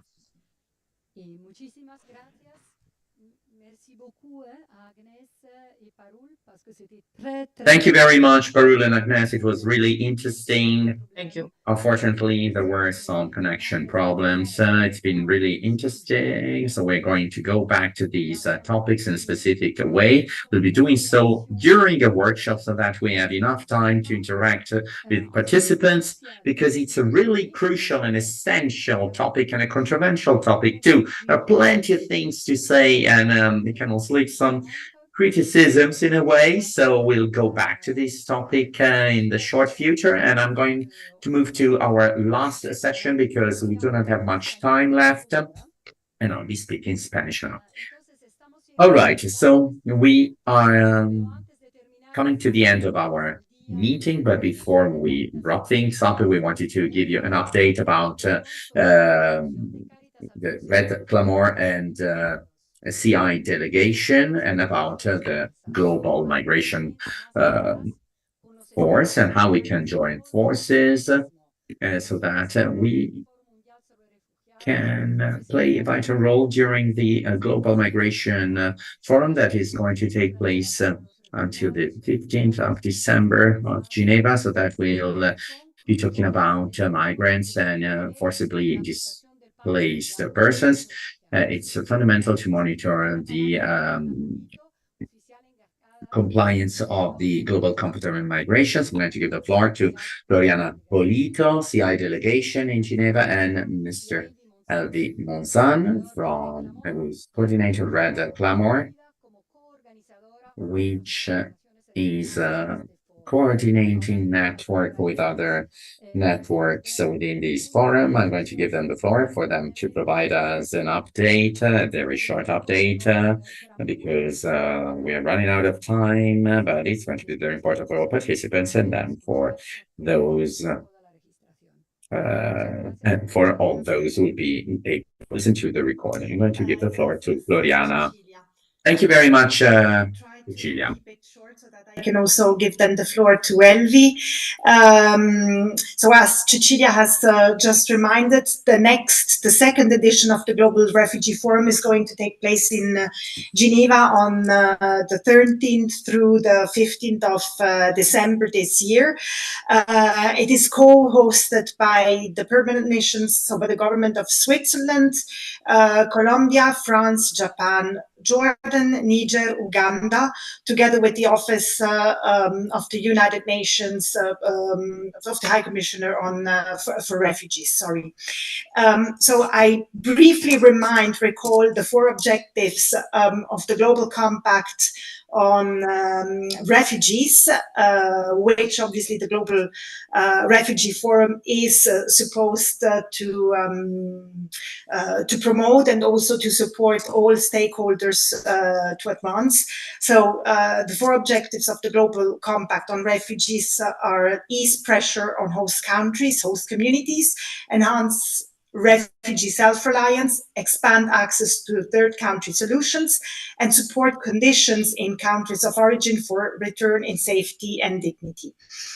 So the Global Refugee Forum is envisaged to facilitate the announcement of concrete pledges and contributions from all stakeholders to advance on these 4 objectives, and also obviously consider opportunities, challenges, and ways in which burden and responsibility sharing in support of the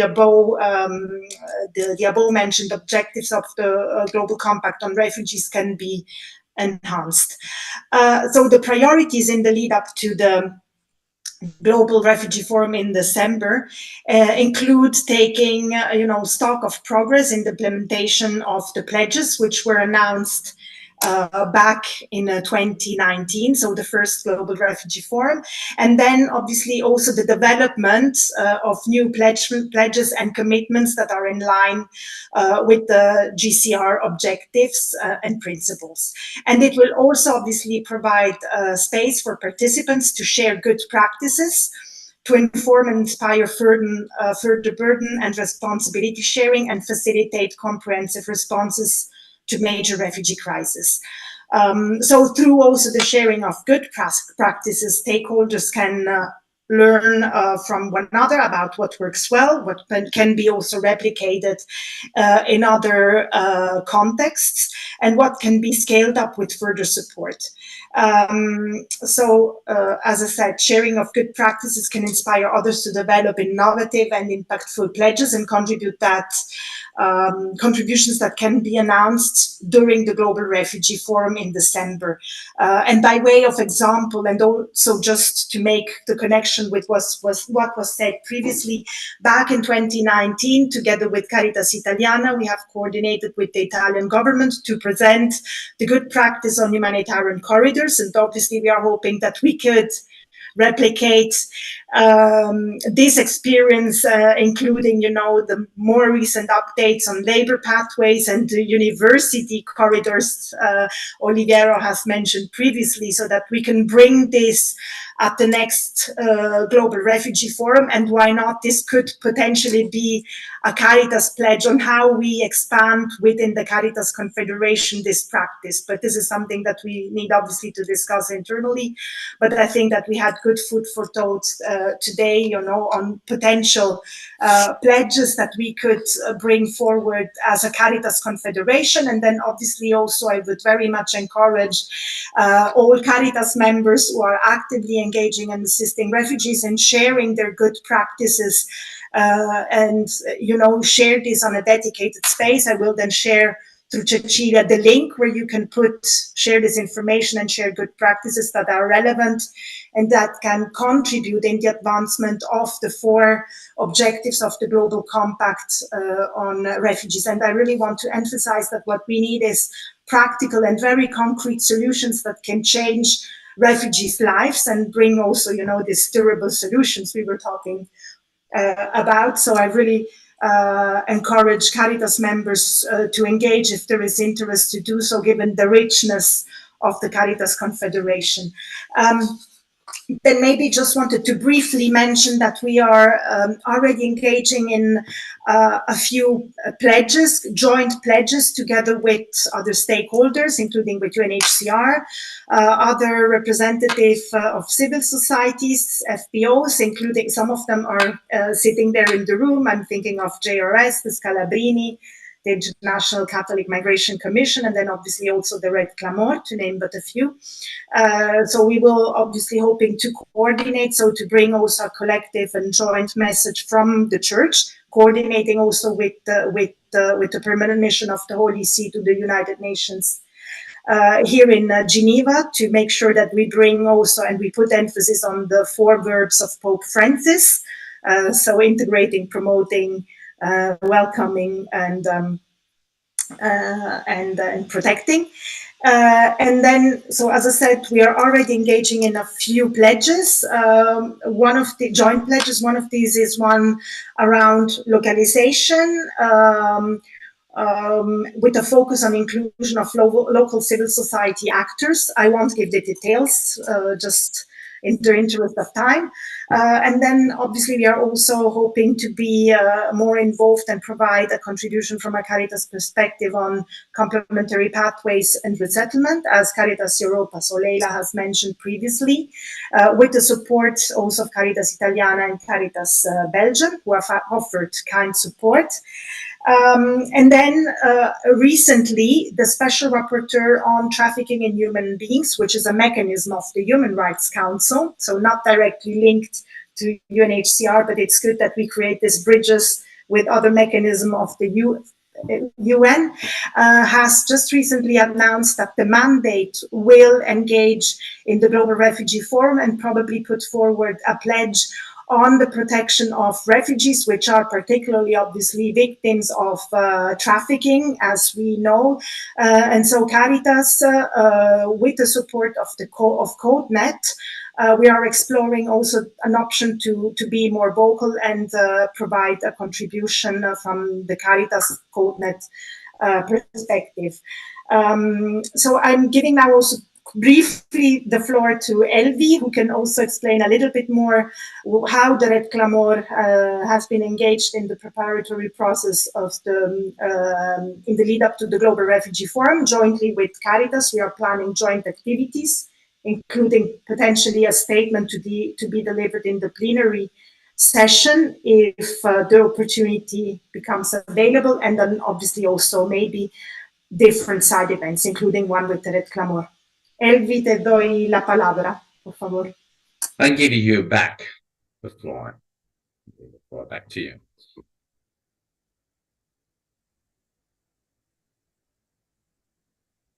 Elvi, you got the floor.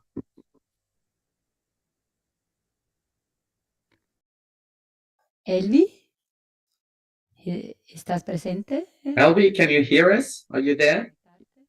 Maybe she got disconnected. I cannot see all the participants from where I am, so I see the people sitting here in the room, but I do not know if everybody is online. If Elvi is not there, so maybe may I request to participants, or may I ask the participants if you have any questions or comments, remarks, or if you would like to share some experiences in the preparation of these global refugee forum, or if you have other experiences in other so this is like the Jesuit refugee service, so it's really interesting if we can it's important to join forces and synergies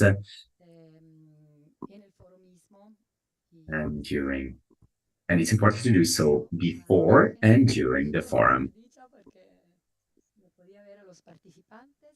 Well, I can now see the participants here in my list. I don't know if you've got any questions or comments about these global refugee forum. If there are no questions, then maybe we could share with Floriana and other Caritas organization. We could share our good practices for her to be able to present them at the Global Refugee Forum, so that we can also share our ideas, because we are currently preparing from a regional point of view, from the Red Clamor, but also from a global point of view, together with all Caritas organizations and other international organizations. We are preparing side events through Floriana and a team taking care of the preparation of the forum itself. And it's important for you to know, so that you can share with Floriana your ideas, your good practices, and so that you can continue preparing the event together. Any comments on the part of the participants? Otherwise, we're going to finalize our meeting. Cecilia.